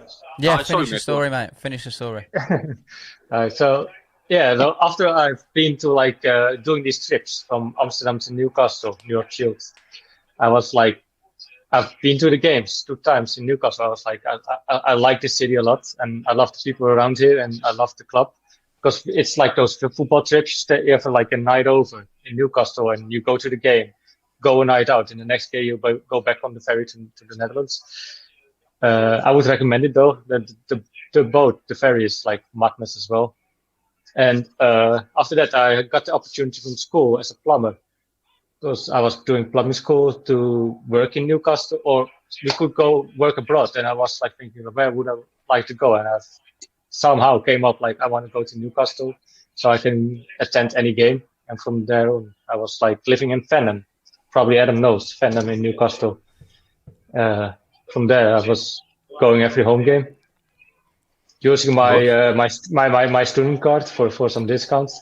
Fair enough. Fair enough. So, what was the last game you went to then? Oh, Jesus, that's a long time ago. I have no idea. I know my first game, though. That was versus Arsenal, and fucking Sanchez scored 1-0 in like 88 minutes. Oh. Otherwise, we would have a draw. That was a good strike.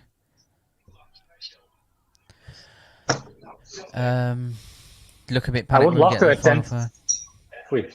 I would love to attend. Must have had a few Red Bulls, What's gotten into him? Yeah, kind of. We felt differently, but maybe that's because we were so frustrated. We just sat behind the ball. I don't know. It's gone, and it's been and gone. Don't want to stew on it. Is anyone else irritated with the fact that Lewis does not cross the ball?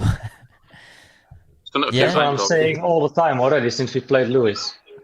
Carl, have you seen who's down injured? Oh no.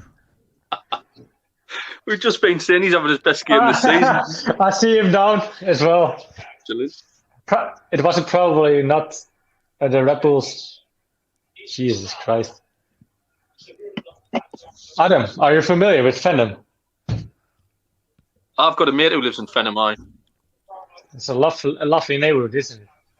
Oh, it's interesting. Absolutely. Yeah, that's where I lived, on Sydney Grove. Do you know Sydney Grove? No, I don't know it personally. But Imagine if we yeah, that would not be good, Bob Martin gaming. We were terrible. Do you remember this game last year? Yeah. Awful. Joe Linton looks like a shot, however he finishes like me. Nah. I think Lee said he was down here last year when we were a couple of the old lads. Yeah. A few people have shared a couple of videos on Twitter, and my brother was in them. Randomly come across him.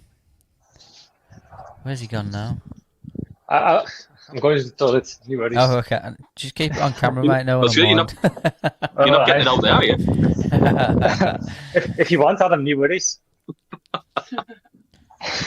Yeah, exactly, Leanne. You know, I'm sure you might have felt similar when you were trying to break into that top 4 those years ago. You know, they're now well and truly, but I'm sure, you know, because you've always seen yourselves as a big club, not being able to compete with Man United and Man City for a long time must have been frustrating.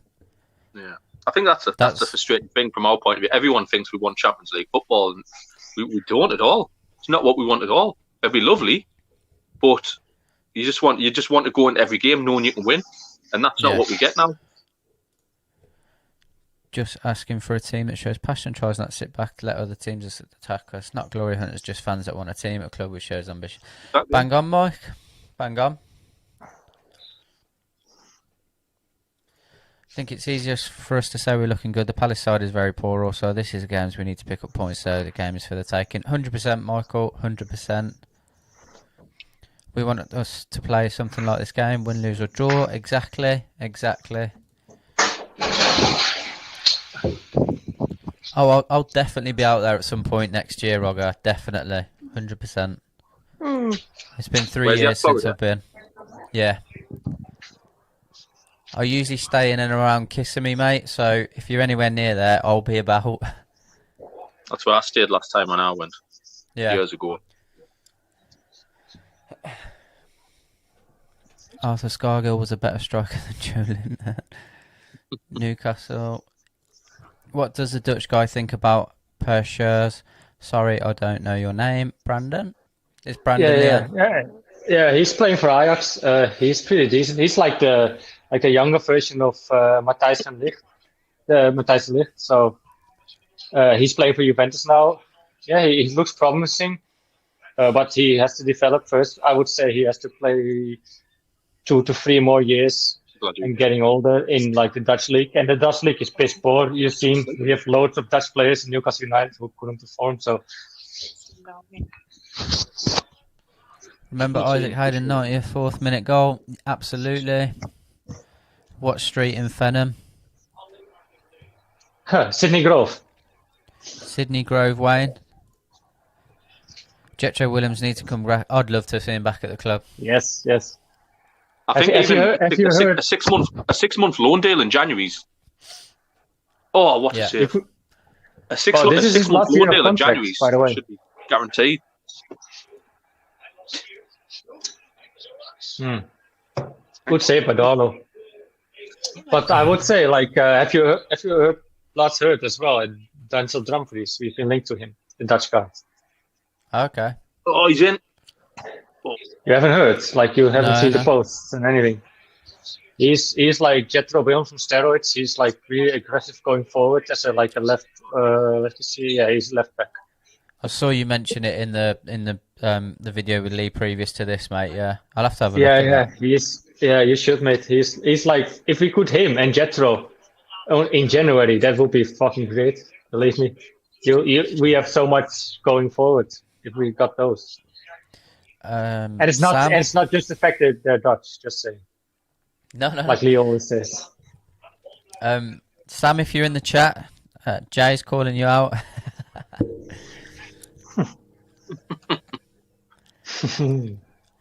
To be fair, I think it's been 50-50 now. I think we had the first 15 minutes. They probably had the better of the second. Callum Wilson's just done some good defensive work there. It's good to see him back grafting. I mean, we can win this game, to be honest. I think both teams will be thinking exactly the same. Both teams will be thinking exactly the same at the minute. All right. Definitely. All right. Darren, I agree. He's been good. He has been very good. Don't want him off. Play multiple positions. We just want a bit of passion. Absolutely. Imagine that this time. Would be lovely. I'm just imagining how long Wayne will stick around after it's still 0-0. Yeah, mate. If that happens tonight, I'll probably chuck my camera across the room. To be fair. What's that? If we got a 94th minute winner. Oh, 94th, fine. Fucking hell. Go into games, have a chance to win, not sit back and invite pressure in matches. 100%, 100%. If we score a 94 winner, I tattoo Bruce on my body. Say that again, mate. You'll tattoo him on your body. You heard that. Anyways. Everyone. If Dubravka was on it, we would be like clean sheets coming home. What? You think he'd do better than what Darlow's been doing lately, mate? He's only made two great saves. I would think so, yeah. Yeah, but I can't fault Darlow for anything other than maybe of course, one but goal. like when it comes to like free kicks and corners, I trust Dubravka more. To be fair, like he looks a little bit insecure in the air. Yeah. Of course, he is a good line keeper, and football wise, I like Dubravka more as well. But so far, like Carl is doing a great job for us. No hate to him at all. But like I would still think Dubravka has to come in if he's fit. Fair enough. Darlow's come on so well. I don't know. Like, so much. I think people kind of forget like how good Martin was. Oh no, definitely not, mate. Like, definitely not. But like, how could you? I don't know. Like, how could you drop him because he got injured? If he comes back and he has his normal figure, get him up. No, I don't disagree. That's a really tough decision for Bruce to make. And, you know, we're lucky in the sense that either one of them in goal, after what Darlow's shown this season, I don't think we'd be worried. So, well, knowing Bruce, like he always comes back to the old, so like he probably comes back to Dubravka as well. So I don't think Martin has to. If Dubravka's not guaranteed game time, he'll leave in January because he's got the Euros coming up. And you don't want to leave him at all. Yeah. You don't want to leave him at all. And probably Dubravka needs to play football because he's got the Euros coming up. Aye. And for Slovakia, I hope Slovakia or Czech Republic wins the Euros. Sorry. I'm not quite sure what that means, Alexis, so apologies. Forgive my ignorance. If you could translate it, that would be fantastic. Wait, keep it on. Miguel Almiron is a genius playing for Paraguay. I think that's what it means. But that would make sense because Brandon. That would make sense because he's a completely different player in that Paraguay setup. Because they play more attacking football, that's why. Absolutely. Darlow and Dubravka are both the same, basically. Dubravka a bit better, even though Darlow saved the penalty versus Man U. Yeah, it's I agree with Brandon. Dubravka has other assets that make him the overall better goalkeeper, but Darlow has been absolutely outstanding. But mate, seriously, if Bruce now choose Dubravka or Darlow over Dubravka, he's gone. Would you let him go that easy? It would be a terrible mistake. I understand. Yeah, I understand that. That is a difficult. And what if Darlow gets injured? That's a possibility as well. And you got a pissed off Dubravka. But do you not think? Because I agree, that's true. That after Darlow's performance Darlow has so always far, been a second keeper as well. He has always been like the second guy. He's probably used to this role and he's happy with it. Yeah, that's what I was going to say after the performance. Because I agree with what you're saying, Brandon. But after the performances he's had, like since he's been in, he could walk into most Premier League sides. I think as a number one goalkeeper. I think Darlow's now not going to accept being number two, nor is Dubravka. Dubravka's got the Euros coming up, so he needs to play. And Darlow doesn't deserve to be number two now, so it's a big call, as Carl said, for Bruce. Well, he's probably going to be playing for... So you can say that he's going to Everton as well, because Pickford has been shit. Nah, they'll stick by Pickford. They paid too much money. I'm just kidding. I'm just joking. Shit, yeah, he definitely is. Shite. He's got little arms. Mate, how can Southgate still... I even though, like, I don't really support England as a national squad. What has he just done there? What? I've never understood this, and forgive me because it's easy to say it because I'm an armchair fan at the moment. Carl, I'm sure even you could kick that in. I was just going to say, like, I've played at a decent level, and I know Adam has as well. How you can get paid 50 to 100 grand a week and play on a carpet? Because if anyone's played on a pitch like that, because I'm sure you might have, Adam, because I have, like, when I was a kid. Like, I don't understand how people can't take set pieces. It baffles me at that level. I'm not a professional footballer. It just baffles me, mate. You've got zero pressure. Like, there's no one around you. It's an absolute carpet, and you're a professional footballer. It should be something we're strong at as well. You know, big lads at the back coming up. Yeah. We can't get any crosses in. A few times there's Hendricks just tried one. Is ASM injured? That is the $1 million question, Paul. I say no, personally. I think it's there's a lot going on behind the scenes, mate. Unconfirmed reports, though, so don't take what I say for gospel. But it seems there may have been a bust up. Get in. What? Has something happened? Surely not. We can't be that far behind. No. Mate, he's Are you winding us up? Someone. Cyprian, you can't be like a minute in front, surely. Palace have got a throw in here, so I don't know.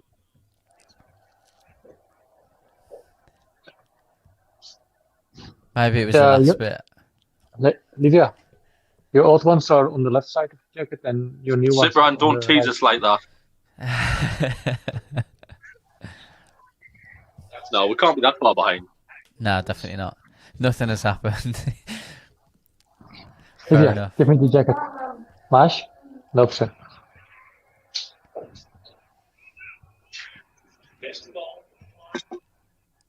It's terrible to be like 5 seconds behind you, lads. Because I know if that's scored or not. It's like. Oh no, mate. I was the same every week, but I'm usually concentrating on the chat so much that it's not that bad. But I'm in time tonight. Yeah, just go back to that Jonjo Shelvey corner because that's absolutely tickled me. There's no fans there either. I don't get it. I just don't get it. I don't know what he was trying to do. I don't know what he was trying to do.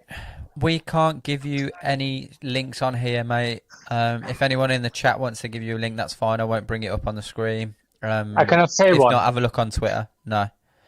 You can tell him to look on Twitter.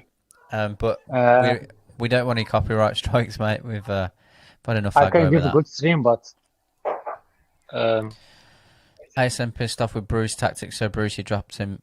Wait, can I put it in that, Mike? I cannot comment in the normal chat, do I? Just leave it, Brandon. And then go on Twitter or something. Aye. But yeah, Mike, that seems about the brunt of it, mate.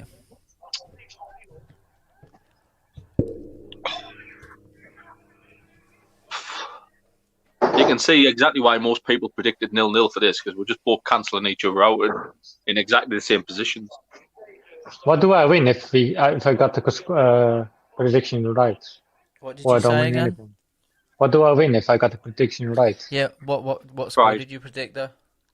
0-0. Oh, you predicted 0-0. I don't know. Carl will get a tattoo with Steve Bruce on his leg. I was going to say something, but I don't fancy it.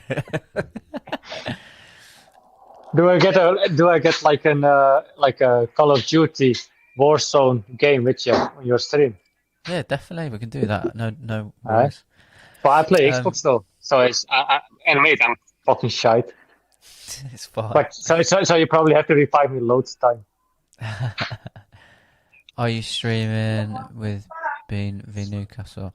What do you mean? Sorry, mate.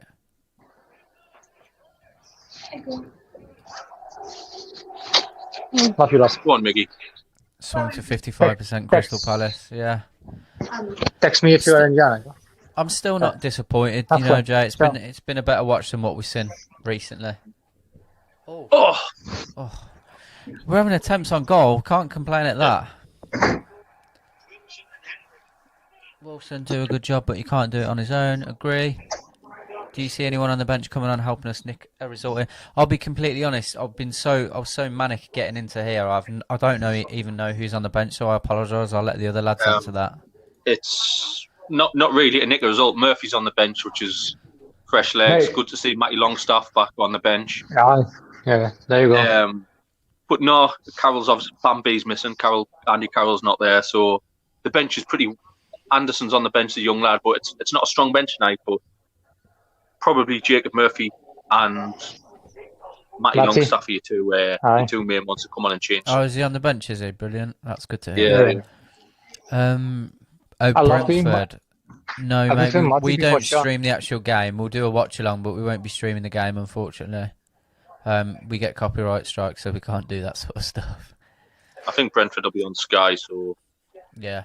If not, mate, like I said, you'll be able to find a stream on Twitter or something. We just can't give them out on here. Google if man. People are going to do that in the chat, though, again. There's lots of streams in Google, so if you Google it, you'll find. Why is it anyway, like had the best shot of the game so far? I don't know. I think Joe Linton, Chris. I think you were singing Joe Linton's praises last week. I think. Forgive me if I'm wrong. And I think he's had a few decent chances. But yeah, Lewis's was up there, definitely. Glad to see Ritchie back as well. 100%. Yes, Ritchie as well. Sorry, Chisley. I forgot Ritchie was on the bench. That's a massive pickup. That is because as Liam said in one of the videos, we need those sorts of players to come back in and take some of the players by the scruff of the neck, don't we, and give them a kick up the arse. Dwight Gale back in training as well. That's interesting. That's good to see. I'd like to see Dwight Gale and Wilson a bit more. Yeah, I agree, mate. That would be a good look. Out of all the platforms, Amazon Prime is by far the best quality for your money. Not that much football, but you get everything else along with it. Agreed, Leanne. It would be fantastic if they could take more of the share. 100%. Is Hendrick playing? Never heard his name. I thought I saw him lining up. Has he not started? Yeah, he's playing right wing. Go on, Joe. Oh, right. Go on! Oh, Joe, man. He's getting... Oh, that's the best chance of the game. Should have done better. Fucking hell. I don't know what the fuck Palace have turned into there, but it's still straight at the keeper though. It's still straight at the keeper. The amount of shots he's having tonight he's clearly more something's happened, and I really hope he gets a goal, because if he can continue in this form, fair play to him. You just put your Wi-Fi. I'm worried we're going to let these back in the game. We're always going to have that worry, aren't we, Michael? No, you don't have to just pitch your one shit there. Take Hendrick off and bring Ritchie on that pitch. Snedden would not be against that at all, mate. Nah, man. I would say Matty instead of Hendrick. I would love to see Matty Longstaff play. Seriously. Yeah, would you not prefer Ritchie out? Yeah, but would you not prefer? Because I want to see Matty Longstaff back as well. But would you not? Yeah, but if I put Matty in, I would do it for Lewis. I'm not a big fan. That's what I mean. So that would you not take Hendrick off the right and put Ritchie out on the right? Would you not like to see that as well? Yeah, it's possible as well, but I would say I would prefer, if we have to score right now, I would say Matty instead of Hendrick, because I like Matty, and I would take Lewis out for Matt Ritchie. Oh, okay, yeah. Is that probably the most attacking formation we can play then? Besides Fraser not being injured, that's probably the most attacking formation we can play, right? I would agree with that, mate. Possibly, yeah. That Easy does look nice on the ball, doesn't he? To be fair. Yeah, he's a good player. Yeah.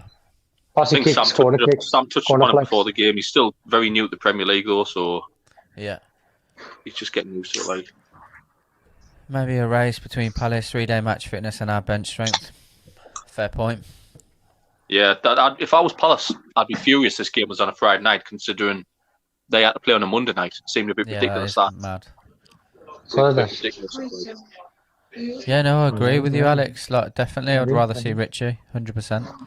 He's Hendrick has had enough chances for me personally.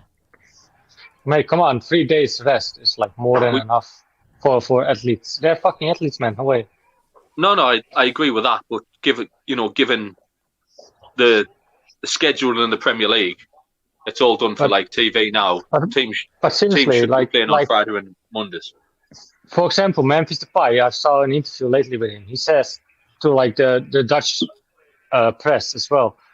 He said I prefer to play every 2 games. 2 games is more than enough rest for me. besides that, because it keeps you in this rhythm, I think it's like more of an excuse for like the fans and like the coaches. They say, "Oh, we didn't have enough rest and shit." Who did you say? You never Defy? heard of... Yeah, Memphis. Yeah. Yeah, he didn't want to play week in, week out in the Premier League, the lazy fucker. Well, look at his Instagram. He's wanting to play now, and he's doing great. Where's he playing now? He's playing for Lyon at the moment. Walking football, lad. Walking football. We got that shouting. Right, so half time. You guys I think, yeah. I can't complain too much, but I can't complain really. We've had a decent amount of chances. We haven't taken them. We've had some good opportunities, but I'm glad to see that we've been pretty much on the front foot. Palace got back into the game, but we haven't really took our foot off the gas, which is good. It's nothing bad. The only thing I want to see is a goal. I think Dubravka's made some. Darlow's made some absolutely brilliant saves. Brilliant saves. What about you, Adam? Yeah, I won't go as far as saying we've been the better team. I think it's been very 50-50 like we predicted. Palace, we're just cancelling each other out. Ben is a real danger. No, I'm happy. I'm glad we're in the game. I think we've been a bit more positive. Joelinton should have scored that goal towards the end there. But I think he's been one of our better players. Joelinton might get slated for saying that, but I do think he's been much better. And Shelvey's passing the ball great. So, yeah, I'm happy with that. How much do you think from that first half, what we've seen, how much have we missed Jonjo Shelvey in the centre, mate? From what we've seen so far? We have, but I was one of the ones who said he had to come out the team before his injury because he was just getting a bit stale. He was getting a bit complacent. I agree. But it does show you when we do miss him for a few games. It does show the difference. So yeah, he hasn't made any killer passes yet, but he's getting on the ball in front of that back four, which is what we've been missing. As much as I love Isaac Hayden, isn't that what you're missing? Like the forward thinking from Shelvey. That's what you want, right? And that's what's like that refreshing after being him missing out so a few games. Like, and he's the one who can launch Callum Wilson as well. Yeah. I don't know. That's what you want. Missing some quality wide play to complement the good performance from Joelinton and Wilson. Yeah, some of the crosses haven't been fantastic at all, have they, to be honest? Joelinton has been decent this half. His layoffs have been poor, though. Shelvey dictating the pace in midfield. Need Ritchie on for Hendrick. I think you got it pretty much bang on there, Alfonso, to be honest, mate. I couldn't disagree with you at all. Is Hodgson the only manager you wouldn't do a straight swap for Bruce in the league? Well, that's a good question. It is. Yeah, I think. I wouldn't. Let me think. Sean Dyche is there. No. There's a few. Yeah. Who's at Baggies? Bilic. Sevan Bilic. Scott Parker at Fulham. Yeah. No, I mean, to be fair with Hodgson, he's stuck in his ways. He's one of these ones. He doesn't usually change his tactics, his formation. I was listening to Ollie, the lad who came on before, and the Palace fans do get very frustrated with him at times because they have got a decent team on paper, some of them, and he's kind of stuck with his old tactics. But I do think he's a better manager than Bruce. But would I swap him? Probably not. You know, I think he's a bit more experimental than Bruce. I think that's what I'd say about Hodgson. He will change it a bit more than Bruce does. Fair enough. But he was hopeless as England manager, so that's the only reason. If you had a choice of any manager in the Premier League right now, mate, who would you take? Realistically, you mean? No, not even realistically, just anyone.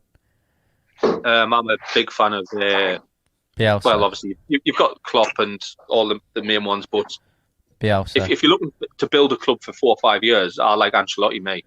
I think Everton are going the right way. I really do. Yeah. I know they've had a couple of poor results, but Ancelotti's a great manager. Can I say, but that's maybe even as well, like probably that's like could happen. It's like Brendan Rodgers. I would like to see him come. I was always against it, mate. Really?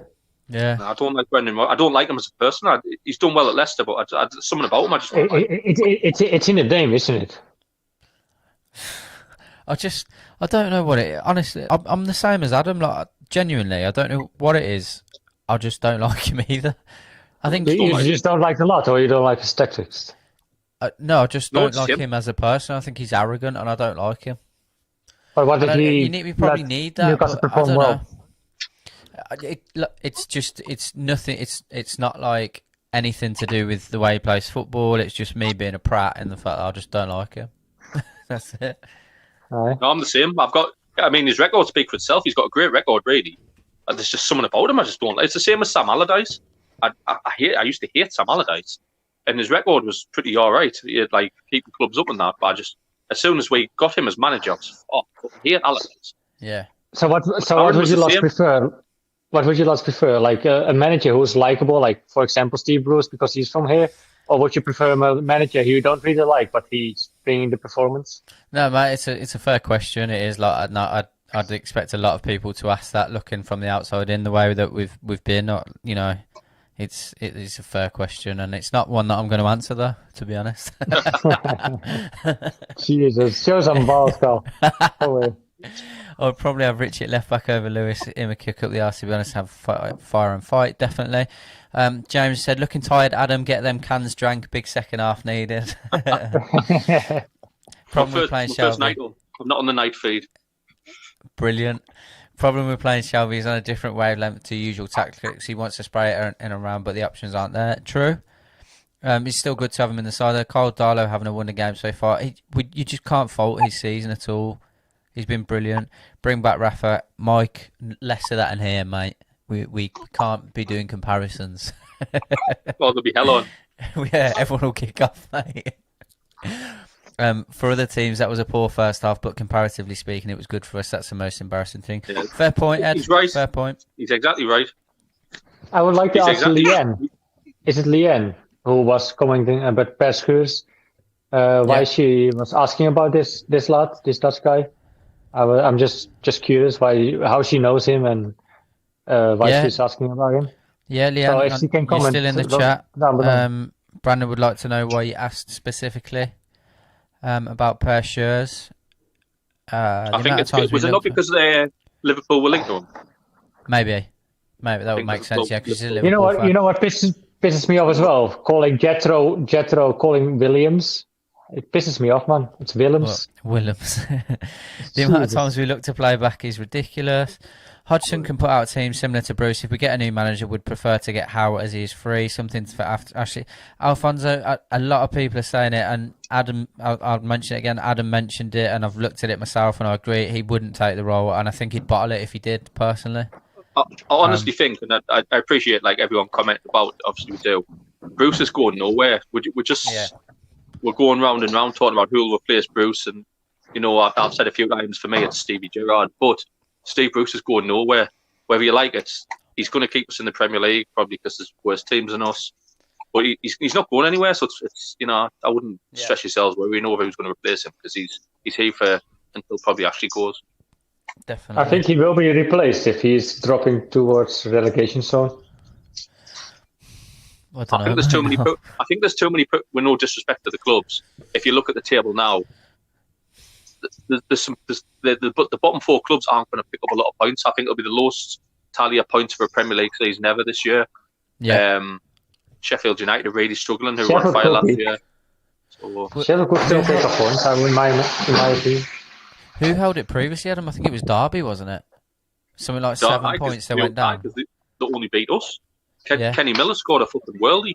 Yeah. I tell you what made us feel old yesterday. I felt like I was playing Football Manager. Wayne Rooney getting his first manager job. That made us feel fucking old. Oh, mate. I remember making his debut at 15 or 16, man. And now he's a manager. Fuck that. Who was it who was commentating when he turned around and said, remember the name Wayne Rooney? Was it Martin Tyler? Probably, Yeah. Score, it's 0-0, Justino. Even game. Nothing to scream and shout about. However, we've had some decent chances, and Darlow's kept us from conceding as well. Need more moving up front. Nothing happening down that right hand side. We lose tonight. Then time for Bruce to go. Alex, again, like I'll echo what Adam said. His becoming increasingly apparent. Regardless of what happens, he's going nowhere. What about Eddie Howe, lads? Yeah, I got sick of this question as well. Jesus Christ. I'll give you the same answer, Scott. I wouldn't mind him at the club. I don't think he'd take the job. And to be honest, if he did take the job, I'm not sure he'd succeed. But I would definitely take him. But it's not happening. So anyway, if we had a number 9, we would be out of sight by now. I don't know, Norman. I don't know. Do you think? Yeah. I mean, if Wilson had Joe Linton's chances, I think we'd have scored, wouldn't we? Yeah, Joe Linton should. He had a shot where he put it out for a corner, a throw in pretty much. But he had a chance near the end of that first half where he did well, and he trickled to the keeper. You just feel like saying, "Get your fucking foot through it, man. You're a big lad. You're a big centre forward. Get your foot through it." And he just kind of. But he's played well. I'm not going to criticise Joe Linton one bit for that first half. No way. No. I think I got the solution for tonight's game. Who we have to put in? It's gonna be Amo Croft. Sure, Brandon. He's not there. We've got no one to bring off the bench who could change the game for us. Well, Brandon thinks we should get Kraft on the bench first of all, and then bring him on. But Ed, no, I disagree, mate. I think Matty Longstaff could make a difference. Personally, I like him as a dynamic footballer, and I think Ritchie would definitely make a difference as well. Personally, score of Crystal, yeah, it's 0-0, mate. No goals. Eddie Howe would not come to the tune under current owner. No, he wouldn't, Mike. You're right. A right manager is Dan Petrescu for the tune. Dan Petrescu, that's an interesting shout. Jeez. Where's he pulled him from? Jesus Christ. Where's Dan Petrescu at now? No idea. Bloody hell, I haven't heard that name since the 90s. No, don't apologise, Mike. Don't apologise. It's fine. Just spent 10 minutes going back over all our first halves this year. Best first half player this year so far, even better than our wins. This is what I mean. If we play like this and we lose, I'm going to be pissed off. But I'm just going to be pissed off because we've lost, not in the manner that we've lost, if that makes sense. I agree with the lad who commented before, though, just depressing that this is our best performance, because it has been okay, and that's what's frustrating. He's linked to Liverpool. I like Dutch players. Total football. I can't wait till Gravenberch breaks onto the European scene. Fair enough. She knows always been a massive. She knows her Dutch football. Jesus. I know Dutch football of the yesteryear because I was lucky enough to be able to watch the likes of Edgar Davids. So yeah, always been a big fan of Dutch football. I liked Justin Kluivert when he was breaking onto the scene. But what's he doing these days? I think he is head coach of Curaçao. Or no, wait, no, he didn't do that anymore. I don't know actually at the moment. But he was head coach of the national team of Curaçao. Did you ask me how come? How come? Yeah, did you say how come I liked? Yeah, no. How come you and Leanne know so much about like Dutch football? I was a huge fan of the Dutch team when they were playing in the World Cup, when they had the likes of Bergkamp, Edgar Davids, De Boer, like those sorts of players. Mate, absolutely loved it. And all other than I shouldn't say it, but other than my England kits, the international kit I always had was the bright orange Holland kit. So. Yeah, I loved Ronaldo when he was at Brazil. Yeah, I loved Ronaldo when he was at Brazil, but I just loved watching Holland play. I said you feel very connected to me. Yeah, definitely, 100%, 100%.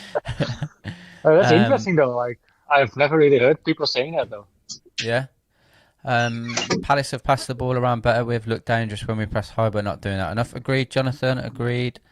We'll get dragged in that bottom four if we don't start picking points up. Only takes a few wins for that bottom four, and that is it. True, Alex, but they do look bad, don't they? They look a lot worse. They're not getting any sort of results at all. But I do agree. It's easy for that to turn around if we're not picking up these kinds of results here. We've already had. Can I have you make this comment? Just a question. What do you think of Johan Cruyff and Ruud van Nistelrooy and Marco van Basten?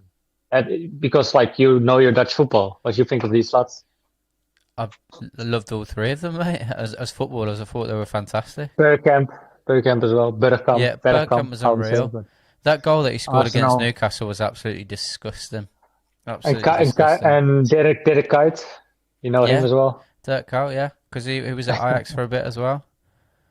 No, don't say that. He was not at Ajax. He was at Feyenoord. Feyenoord Did he Rotterdam. not? That's, Did he not if you start say at that- Ajax? never he played for Are you Ajax. sure? He played, 100%. He played for FC Utrecht and he played for Yeah, Feyenoord that's Rotterdam. So was he a youth player at Ajax? No, never. Never? Never. Why never. do I think that? No, Fair mate, enough. he will never be connected to Ajax, mate. This is like people in Rotterdam will go mad for you now Fair for saying enough. this. I don't know why. I've just got an image in my head of him in an Ajax kit. That's bad. Fair enough. That's crazy. That's crazy, man. Right, let's hopefully we can score some goals. We've already had our allotted shots on target, so Bruce has his excuse in his back pocket regardless of the full-time score. If we'd have taken our chance in the first half, we could have won. I can't say anything fair about enough, that, Ed. fair I don't enough. disagree. I don't disagree. Fair enough. Do we think got a Elliot point. Anderson will get some game time? He's been mint for the under-23s. I agree. It would be really nice to see him. I'm not sure he's probably going to get any minutes in this game. Maybe if we went 2-0 up though, possibly. It'd be good to see him get on the pitch. Very Yeah. good. Oh wait, isn't it possible to like choose for one of those quizzes as like a subject, We're picking. like Dutch players in the Premier League? Just give him Say when did say you that last- again, mate. Sorry. Do you think if on one of the quizzes we have on that application, is it the last man standing? Yeah. Right. Isn't it possible to choose as a subject like Dutch players in the Premier League as like a Yeah. subject for the quiz? Yeah, definitely. we There's been enough of them. Okay. Then we'll be more happy to jump on. Speak to Lee about it because it's really good. I don't know if you've got the app yet. It's really good. Oh, according to Liam, Boca Juniors is in Europe. So He says he was taking the mix. So to be fair, I got my maths. I got my maths wrong in that I quiz was as well. about before to, I Lee was jumps about on. to say that, mate. I was looking at on the StreamYard app, and Jesus, man, it was great banter. I've joined it. I've enjoyed it a lot. Like, so everyone, check out the Last Man Standing Up, and we got a great videos of the quizzes. You need to be See how you do careful, yourself. Brandon. You'll put Sam out of a job for all that spiel. Chris, I agree 100% with that, mate. You do need to bury those chances. You can only I talk about his confidence, but that can only come into question every so often. I said on a positive note, at least he's getting them. Yeah. Is Dick Advocaat still managing? I don't know. Yeah, he is for Feyenoord, Okay. and he hasn't lost for like almost over 20 weeks. Really? He had draws, but he that the hasn't lost X-Mark? the game. Yeah. Less about him. But- Some You know, stretchy football. that's a lot where they put on like all the dicks in like the stands. That's him. That's the Dutch guy. Not talking about Roy fucking Mackay. Roy Mackay, yeah, Mackay's he's not great bad as well. shout. Played for Feyenoord as well.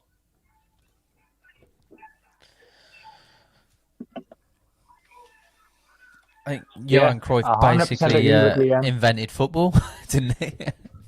Liam, add me on Brandon, Facebook. if you and Liam want to get a room, he's more than welcome. Oh, Liam, Brilliant. let's book one at like what was the hotel I stayed in one time in Newcastle? Was quite a posh one, to be fair. I agree with this, Mike, 100%. It's something that we can always be criticised on as a club. It's very rare we bring youth through and develop them properly, isn't it? Well, it Someone needs to kind get of more happened with Sean and Maddie, right? Yeah, those two. But other than them, you know, the last well, one I think we probably tried is Adam Armstrong. He was ruined. Adam Campbell, mate. When everyone used to rave about Adam Campbell, and he was looking brilliant, and we ruined him, and then he's ended up at Notts County. I don't even know who he's playing for at the moment. Is he still at Notts But County? as well with the other lot that Nice. Sam really likes. He's at Darlington. Oh, is he? I'm sure he's at Darlington, unless he's moved. But he was at Darlington. Yeah. Because him and Armstrong were absolutely pulling up trees for the youth England side as well. And Campbell's still our youngest ever European player. Yeah, he came on and played. It must have been Pardew. He was getting game time. It just never worked. We always loan them out the wrong clubs. Yeah, and I think is Scholler even still employed as a loan coordinator? I don't know if he still is. I don't think he is. Because Sorensen we just loaned out. That Sam really likes. He played in the pre-season a lot of times in midfield. I forgot his name. Barlaser. We sold him. We let him go to Rotherham. We sold him. Well, I thought it was a loan deal. No, it was always going backwards and forwards on loan, and we ended up selling him, mate. All right. But on this question, if they're not good enough, they're not good enough, isn't it? Yeah, but it's like Adam said, it can hinder their development if you're not sending them to the right clubs. You send them to clubs expecting them to get more game time, and then like Adam Campbell wasn't being used that much at all. But there's also demand, right? Like if bigger clubs don't want them, yeah, they're probably not good enough. So I don't know. If they have that potential, clubs will definitely notice, and they will probably pick them as well. So they're probably not good enough, I would say.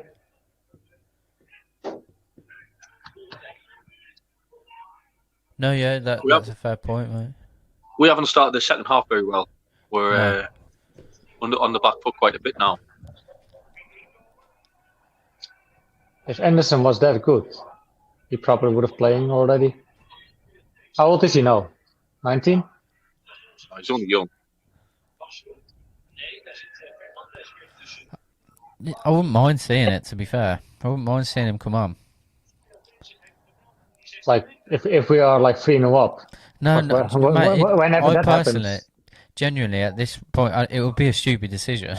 But I actually wouldn't mind seeing him in a game like this, like now, to be honest, just to see what he's about. Yeah, but we're I'm still not saying nil-nil. that's why I'm not a manager, though, mate, to be fair. Most of the time, managers bring these lots on when it's like 3-0 up and it's like a secure game, But we rarely have those results, so that's probably also why they don't ever come on. Oh no, definitely. You know what I mean? And our managers are also as well. If we're 3-0 up, they try to defend it. If we're 3-0 up, they probably put in more defenders, according to Steve Bruce. So yeah.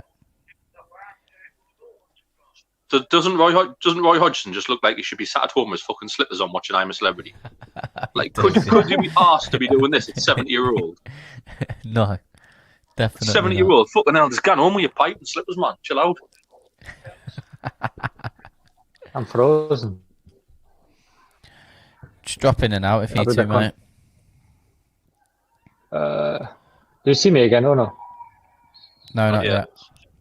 Okay, Would you like to bring Tony or Armstrong? Ivan Toney's another one. Yeah, we bought him young, and then he's gone, but he's probably found his level now. Ivan Toney. That's probably why he's scoring so many goals. It comes back to loaning the right teams. With Ivan Toney, we loaned them the wrong teams, and we think, the lad can't make it. Then we sold him to Peterborough, and he's fucking flying. Why not loan him to the right team like Peterborough? Let them score 20, 30 goals, and bring him back to us. Adam Armstrong was the same. Definitely. To be fair, Adam, they're fucking in here. We sold them both, right? Armstrong went to Carve and did bits. To be fair to him, didn't he? He was scoring low, and he started doing it for Blackburn as well. But when he come back after he'd done those, we just didn't include him in the squad. I always found Armstrong. Rafa tried to play Armstrong, but it didn't really work out in the end. In the champion, I think he tried to play him in Championship, wasn't it? Rafa. No, Rafa never fancied him. Rafa always used to play him. Yeah, but he played him a few. He played him a few games. He used to always play him up front by himself, and he's not big enough. At Blackburn, he's got people like Bradley Dack around him, and the big lads who help him get into the game, and he never had that at Newcastle. No, I agree 100%. Schluppy going to score a bloody nightmare. Not a great restart for us, definitely not. I would have Clark starting over Lascelles for the next few games. He reads the game so much better. 100%. I've always been a huge Kieran Clark fan. His wife must be expensive to still be doing that job at 70. Jesus. Longstaff is not a Premier League player, is our weakest link in midfield. We've spoke about it previously on the channel, Andy. I think we could see him as more effective if he's playing in that 10 role or more advanced. When he's sitting back, he can go miss him. Good chance here. Expect Shelvey to at least hit the target. Come on, Jonjo.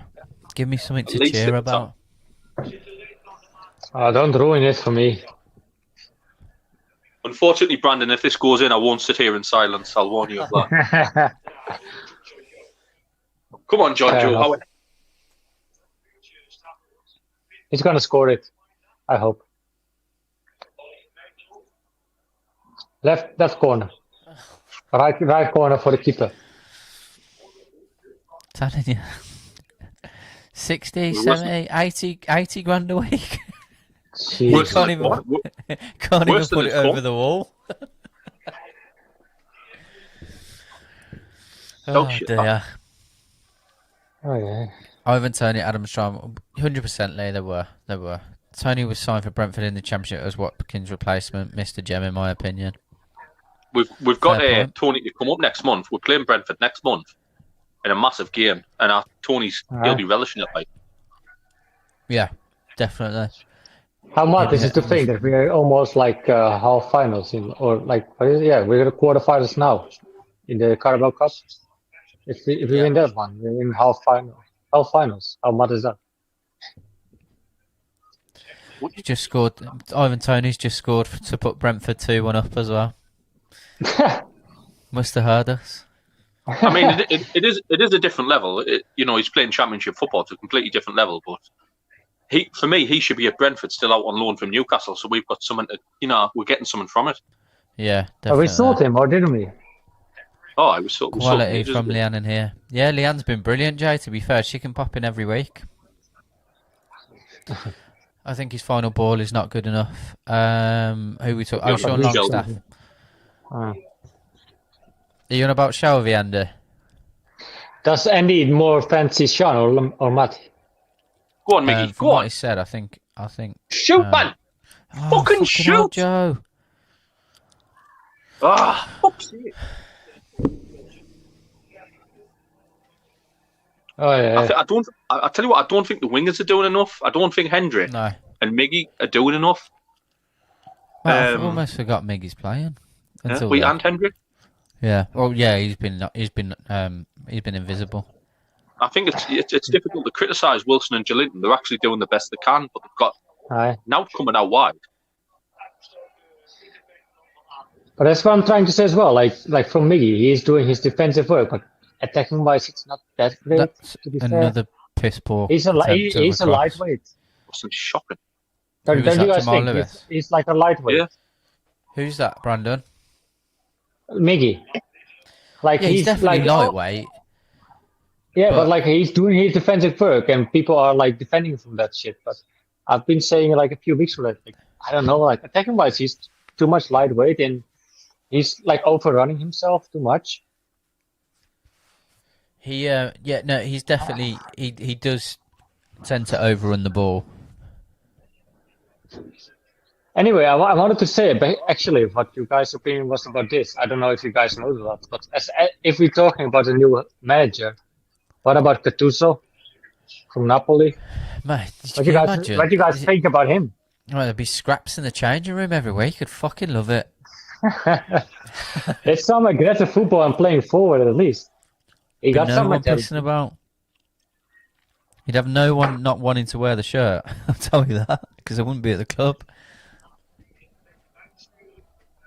He's I don't know. I think he can bring something to the club.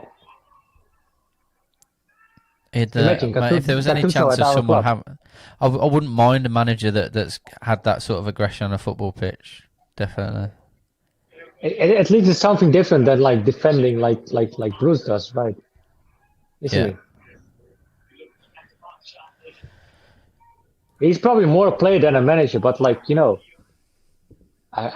or I would say who is now actually. Was that a foul though?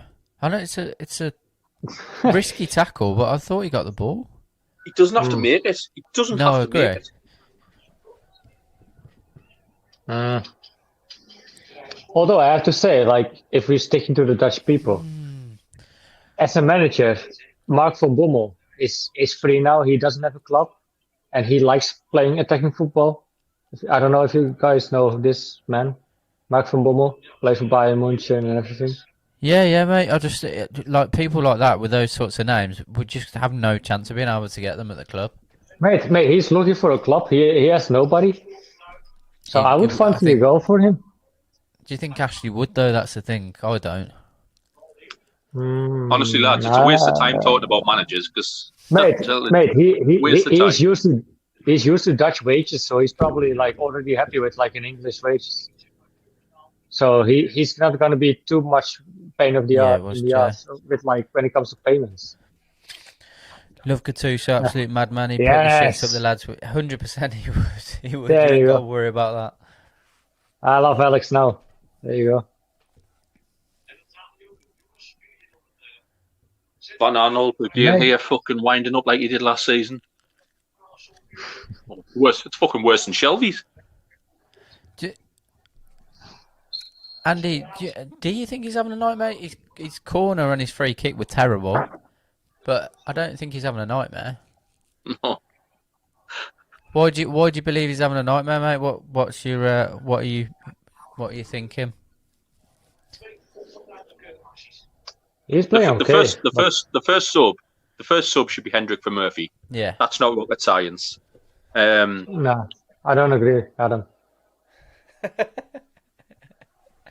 who comes Finish off? Finish your story. No, go on. Finish your story. Who you bringing up? I would say Hendrick for Matty.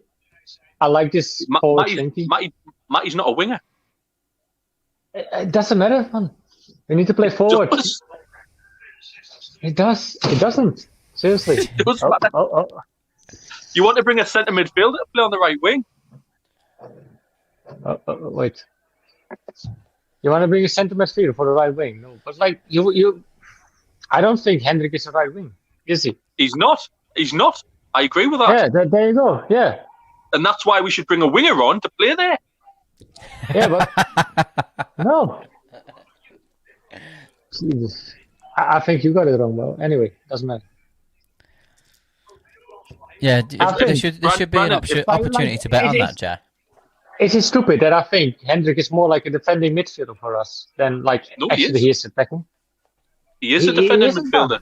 Yeah. Oh, yeah. Yeah, there you go. So why not take him out and bring on Maddie? Because he's playing on the right wing. Right wing? I don't think it's right wing. It's like more like right midfield. And just in response to that Andy, I understand where you're coming from. For me, mate, I think his attitude gets misconstrued because of the way he plays football. It looked like, he doesn't necessarily track back enough. That we all agree with that. But we do miss him going forward. For me personally, but I can understand. If you do look, you can look at him and think he's a wanker, a lazy wanker at times.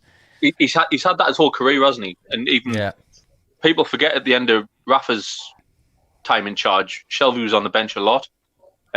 He was Swansea's best player for a year or 2 years, but again, it was his attitude that got him kicked out of the club, and McLaren took a punt on him.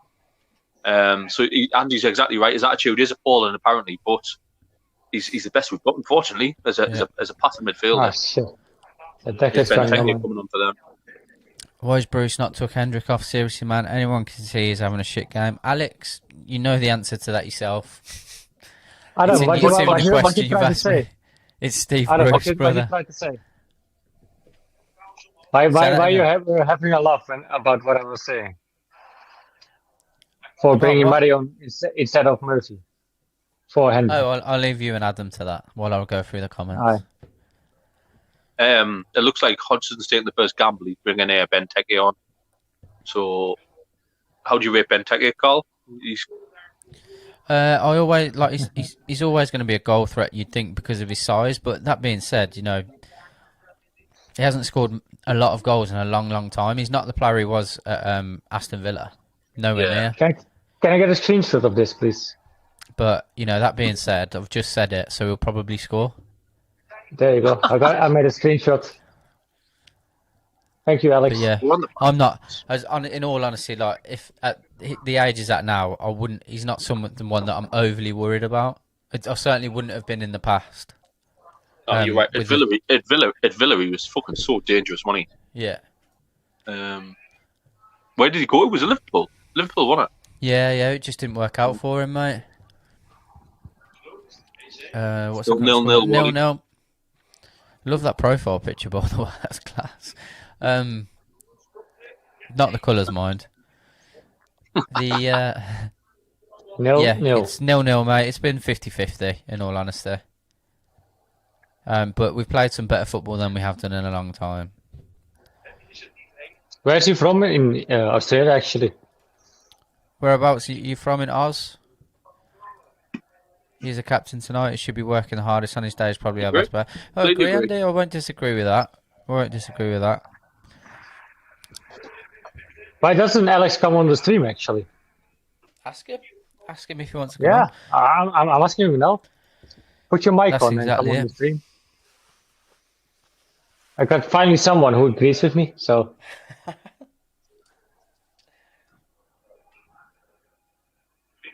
I'm probably on the NFTV squad because I have an unpopular opinion. That's probably why. That's not a bad thing.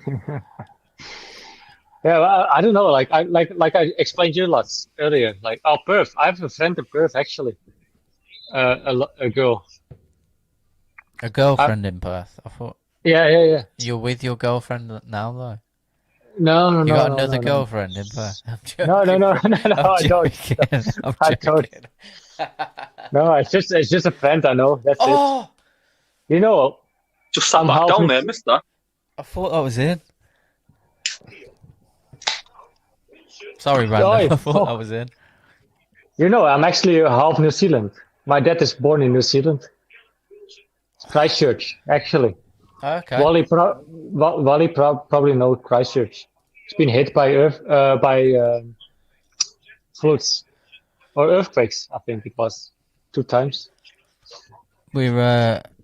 That's what's frustrating. If ISM was in this setup, it would have been brilliant. It'd have flourished in this setup, out on the wing. There's Ritchie on for Almiron. Almiron? Yeah. Why has he left Hendrick on? Got to be for Hendrick, that change. That's got to be like. What is he doing? I know Almiron's not playing great, but he's still got that bit of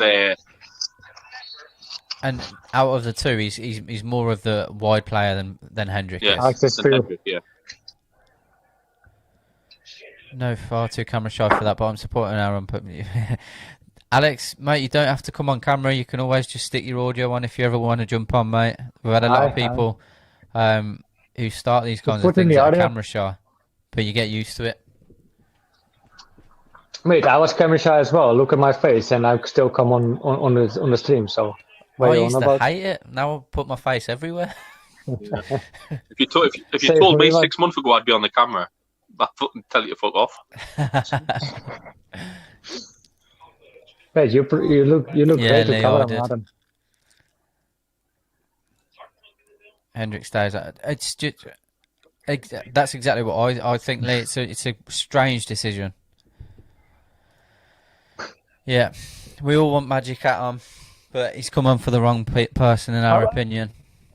But Carl, shouldn't we put on in the chat or whatever, the link to join in? Yeah, we do, mate. If Alex ever want to hang on.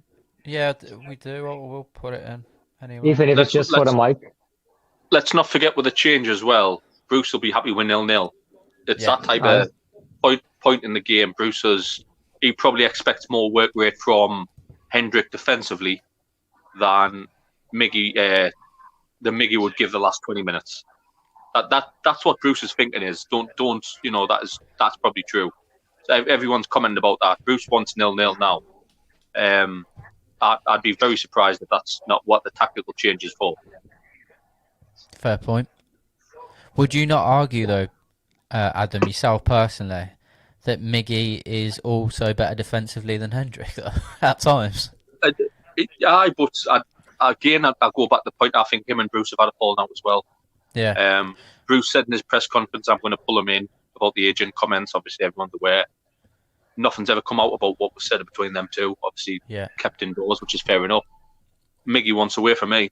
Don't be surprised. So, Miggy wouldn't have started. Miggy wouldn't have started tonight if ASM was fit. So, I expect Miggy to leave in January. Unfortunately. Yeah, I was just going to say if we spoke about it before. If it carries on, even ASM, if it's not January, it will certainly be the summer. No, he's probably going to Italy, and we'll lose out on money as well, probably. You got the likes of internationals, right? Yeah. I think he's a better fit over there. Sorry, Aaron. I think they're taking the piss out of us now, Carl. Yeah. I don't know I don't know what to say because I can't remember if you said this earlier, Aaron. So if you are taking the piss, fine. If Carl, not, is it you Bruce is here to comment? stay. Say that again, Brandon.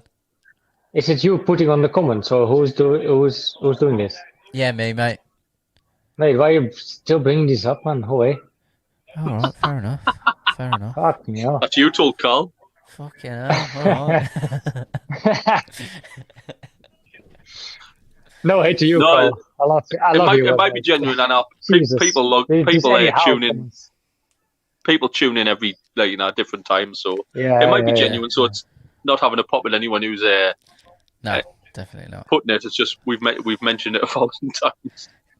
100%. Literally, like if you're giving us banter, we'll give it you back, and if not, we apologise. Seriously. But what I was going to say, Brandon's just given me a bollock in there because he's the admin. So yeah, I'll just do the camera work. Fuck.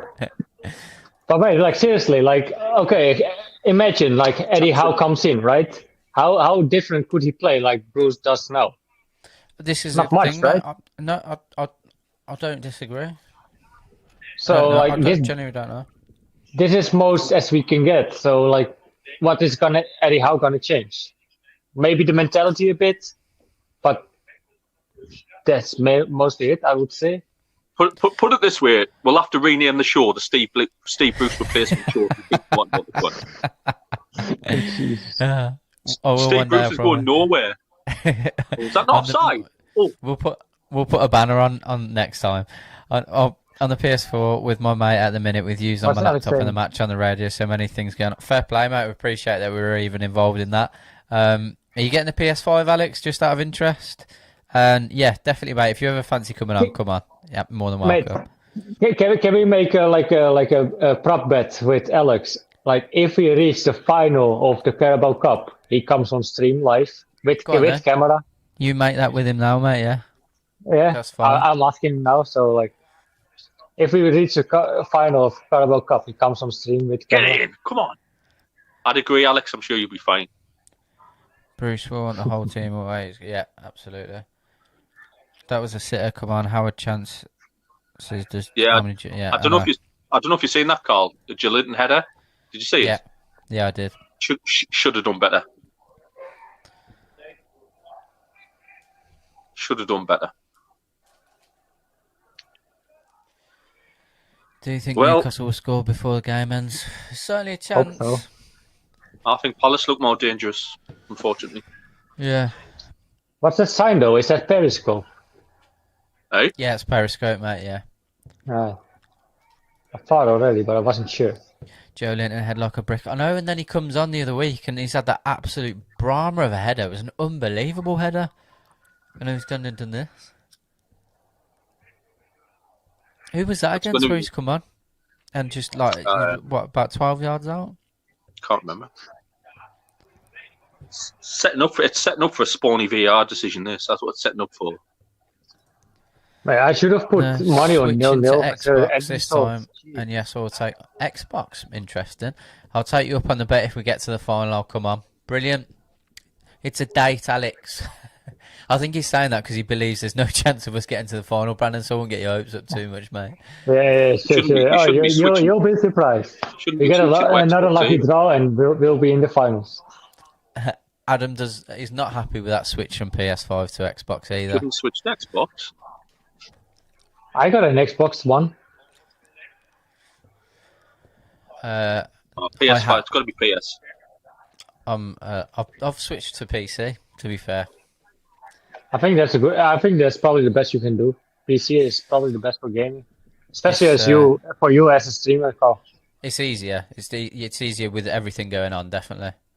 But, Everyone, check Carl's Twitch stream out. He's doing great. Appreciate that. We're definitely still in it, but we need to take our chance when they come. Would you rather Joe Linton or Benteke? Honestly, I wouldn't personally. I'd stick with Joe Linton. Benteke's at the end. Mate, Benteke's at nearly the end of his career. Don't forget that. You're nuts. He's barely scored any goals either. That's not that. He's the best way cross more of the a game. footballer than fucking Joe Linton. Oh wait, come on, man! Like, Jesus. Yeah, but how old is he? It doesn't matter, man. How old is Andy Carroll? And he can't play football anymore. Hey, don't hate on Andy, man. I'm not hating on him. I'm not hating. Don't stop twisting my words. You get me shot on here. I don't hate him at all. Far from it. I absolutely love him. Carl, how can you say this, man, Carl? Carl, I don't know if you in the pre-game thing, right? I don't know if you've seen, but Brandon slated Alan Shearer. So I'm sure Yes. Samuel Lee will get that. I didn't, man. You Why did. everyone say something? I didn't. Fuck off. That's not true. You said, who have you got? Fucking Alan Shearer. No, I said no. You're turning it around. I said we got Johan Cruyff from Boston, Ruud van Nistelrooy, who got England. They only got Alan Shearer as their best player, and it's the best player. And I didn't say it's a. That's not how you said it. Well, that's how I meant it. That's not how you said it. Brandon, I want you to look at the camera and say what you said and say what you meant. Me no speak English.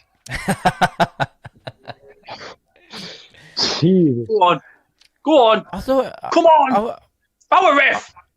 I thought he was. Does he give it? Yeah. Well. I thought he was older than 29. Are you what? Are you sure? Penalty. He looks about 45. I honestly thought he was like approaching 33. This is a really good chance for us. A really good chance. Ooh. I'd get Matt Ritchie's left foot round this. Zaha on maximum 3-year contract. Mate, honestly, like I know Zaha could be really good, but his attitude's no better. His attitude is piss poor. And we're talking about a hell of a lot more money for him. Say that again, mate. Adam. No, sorry, I meant Adam. Adam, is that your brother-in-law or your brother? Or your older brother? Is Dan, like from Crystal Palace, is that your older brother? I've been told I look like Andy Carroll somehow, but I'm watching this free kick here. Oh, Matt Ritchie's left foot. Come on. I think Shelvey's going to take it. Nah. Fuck Shelvey off here. Left corner for... Shelvey's actually got to look at this and think of my set piece have been piss poor. I'm going to get away from it. Matt Ritchie. Mate, let this piece go. Where's Murphy where you need him? He's absolutely smashed that just straight down the keeper's throat. Jesus. Anywhere else that'd be in. Anywhere else. Murphy should have taken that one. Yeah, PS5 has the games, but I think PC is the future. The only reason I've used it, mate, is because I do stream and I can do everything on one thing. It was tough to get used to, but yeah, if I was going to go to console, I'll probably go to PS5 though. Everyone in the chat, Carl is still looking for new games to stream. So if you have any suggestions, let him know. And he needs 12 more followers to be like, what is it? Recognized by Twitch. Yeah, it's an affiliate thing, but yeah, plug your Twitch in, man. Yeah, I don't want to plug it too much on live. Ah, come on, I'll plug it for you. What's your username again? Hold on, look, Jay, Brandon. All you've got is Alan Shearer. He was there. He's even saying what you've said. Is that what you've said? It was. If that's what you've said, Brandon, I want you to look at the camera and apologise to everyone in this chat. Oh, I'm so very sorry. Please don't slate me for this. I meant it differently. I just tried to say it. Like, all I tried to say, okay, I'm going to clear up now. Yeah? Like, all I tried to say, like, the best player England ever had was Alan Shearer, and the Netherlands had so many big players who playing for, like, big teams. That's that might be what you meant, but that's not what you said.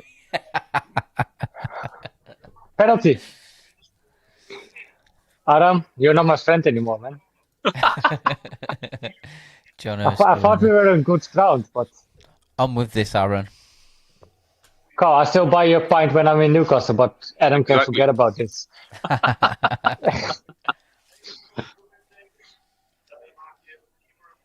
Come on, Howe. Oh, you're laughing now, Adam. Imagine paying your pint, having that bill in front of your face from the bartender, having you paying. I've always got enough money for a pint. Don't worry. Come on, shoot! Oh man. No, he said, "Who have you got?" Alan Shearer. So even Leanne's in on it now. Yeah. That's it, mate. You've been done by Leanne. This was all set up by Newcastle Fans TV. It's fake news. They cut it out. Seriously, this is fake news. I'm sure Lee's on editing it now. We're gonna make Newcastle Fans TV great again. Never not been great, man. No. Have we made it? Well, actually, I think Liam was trying to stick up for you, because then Jay's put, "Let's not let the facts get in the way." Liam was trying to stick up for you, apparently. Liam, don't encourage him. Leanne's my girlfriend, so you better not talk bad about her. No, definitely not. Andrew, pre-built PCs. Yeah, definitely, mate. If you get the right ones. If you ever want to chat, you can DM me on Twitter. But yeah, it's not. You're only probably losing out on about £50 to £70 if you were to build one on your own, realistically. He's talking about gaming PCs, so yeah. Yeah, they could be quite expensive. Yeah, they can be. Especially while streaming as well, right? Yeah. Yeah, but you can build them your own. Like, you can buy them in store. They're pretty fucking expensive. Fuck me, man. Yeah. Oh, wait. Fucking hell, man.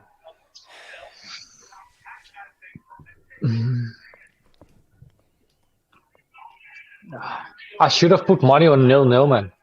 Oh, wait. I didn't do this. I predicted it. What was the? I don't think you would have gotten much back on a 0-0 tonight. Well, it's still money. I'm Dutch. I'm cheap as fuck. I'll take any money.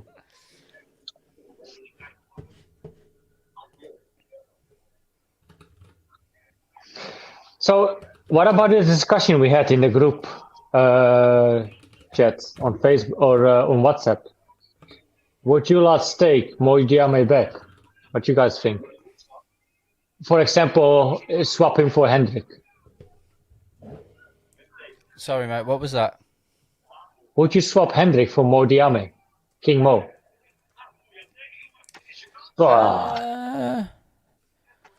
Yeah, I don't rate Hendrik at all. So that's an easy choice. Like his work. I like his work rate's been okay. Yeah, but mate, if I'm on the pitch, I got good work rate as well for Newcastle United. No, that's that's a fair point.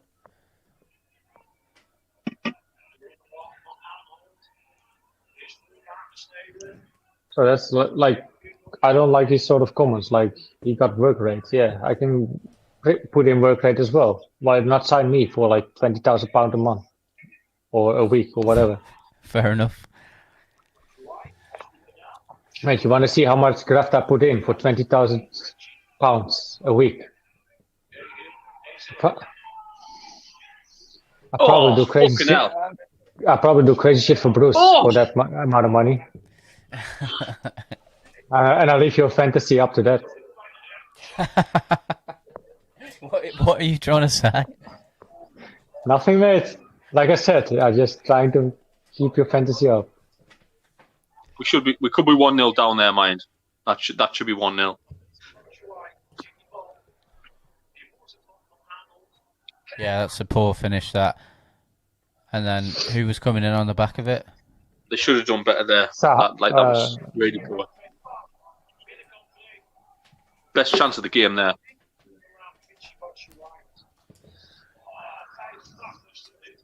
Roy, how are you feeling now?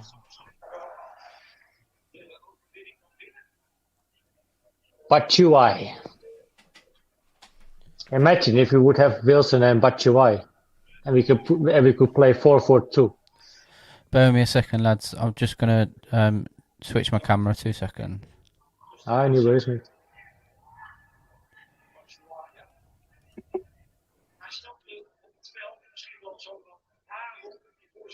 Now it's our stream, Adam. Just us. Don't get much sense out of us. Hey, now it's going to be great. How do you think the game is going so far? Going to take over now from Carl?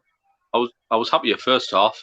Second half, I think we've been on the back foot for a bit of it. Like, can't go anywhere, right? So, I think he set up the last 25 minutes. He set up for 0-0. So, but do you still fancy us winning over the 86 minutes? That's now. Like, no, I think we'll get a point. Or Palace on the. Hope I'm wrong.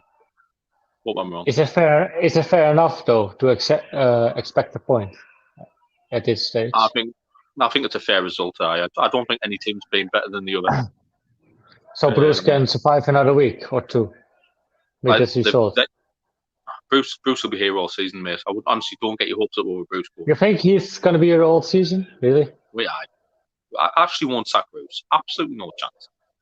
Well, like I said when I was on toilet, like I think if we drop to the relegation zone, he's out. But as long as the teams below us not picking up points, he's probably fine. Like you said. I can't see Fulham, West Brom, Burnley winning like 8, 9, 10 games. So Sheffield, I think they're going to get. I think Sheffield United will pull away. They have the most potential of these 4 clubs. I think there's 4 or 5 clubs at the bottom. I can't see winning 8 or 9 games. So go on, finish! Yes! What? Really? Get it!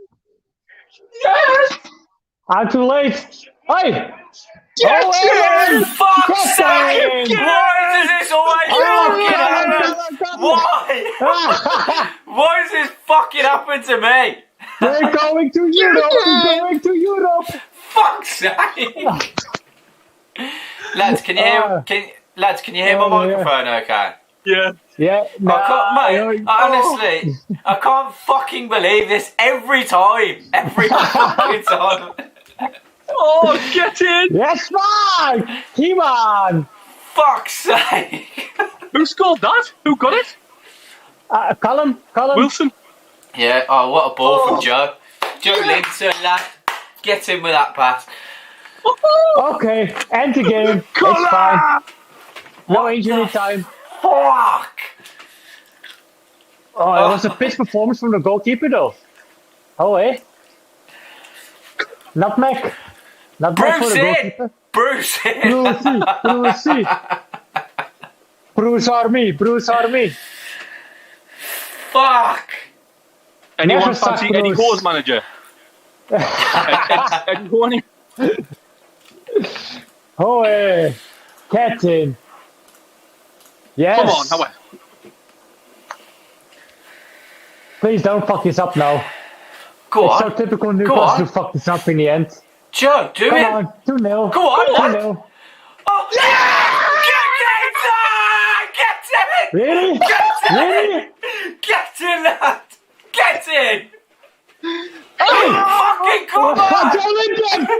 Get in! It looks so stupid because I'm 10 seconds behind. What the fuck is this? Get in! It's fucking cool. Mate. That's the first one I've been able to celebrate properly. Bring Oli on. Bring the Crystal Palace Get it, fan on. lad. Bring him. Where's it? Yeah, Adam, where's the Crystal Palace fan? Any man who tells me he can't finish. It's still a shit finish, though. Well, I don't care. Anyone who tells me that man can't make the Premier League. Get it, son. Well, at Did I least say? let's- Oh no, I said 2-1, didn't I? I said 2-1. Ignore me, it's fine. Fine. I said 2-1. 2-0, sorry. Come on. Let's hope this gets Jolinton's confidence up and he plays better from now. This is the best. This Goal Linton. That's what we call him from now on. Even Callum is happy for him. Callum knows it's a shit goal, but he still is happy for Jolinton. How was Joe Linton got an assist and then immediately scored after? What's it got? Mate, we're gonna win the Premier League. Lads, I tell you. Carl, as you went off, right? Yeah. I said to Brandon, it's either going to be 0-0 or Palace are going to nick it. What do I know? Fucking hell. What's this, man? But do you know what? Do you know what it shows you? It might take 90 minutes, but playing two centre forwards works. Yeah. It can work. Not putting around with one up front. Lads, I have to break it to you. Let's say welcome to Europe. Back again. Fucking hell. Over the moon. We can finally go back to Ukraine. Yeah. To those clubs in Ukraine and wherever you want to go. Sweden. Over the moon for Gillen. Do you really? Someone's missus got the Hoover on. Oi. Nah. Ah, fuck, calm him down again. What can you hear, mate? Just sounds like someone's Hoover. Does it? Yeah, Carl, it's your mic. You sound more like how to say it? Yeah, I've turned this. Like your live stream, sorta. I've turned this microphone off. Well, you'll see it on when you watch it back on the NFT Extra YouTube channel. Everyone, please subscribe. But it was better before, but it's almost the end of the game, so no worries. You're fine. I've turned this off. That's why, because I've had to use the camera microphone. That's probably why.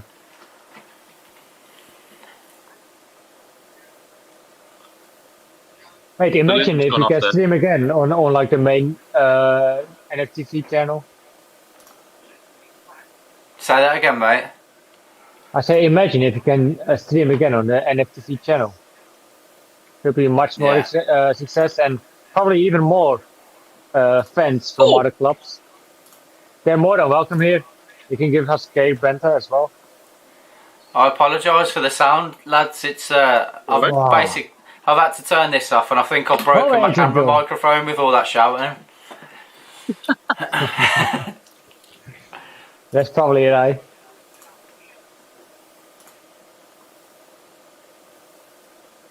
There's a comment from Michael there. I don't know what just done. He's not bringing me down. I'm enjoying that. I'm enjoying it. But who would have expected this, man? Seriously. Full time. But you know, this is what I hate. Like, they're playing this and like staying in the corner. Oh, come on. Brandon, I forgot, mate. Like, you giving all that grief. I've been wearing this all night. Mate, I don't give any grief on fucking Alan Shearer. Yeah, I've just realised I've been wearing it. Mate, I never give grief on Alan Shearer. He's my hero. He's my legend. I just try to say, like, we got loads of big players in the Netherlands, and you don't have that much in England. So I can say, like, about that then. 2-0.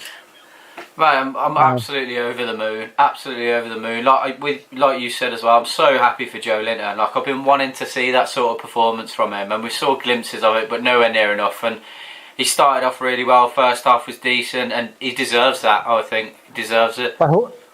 Who would have expected? I know. It was someone one of them wouldn't- games. I know It was who one of them wouldn't games. expect it.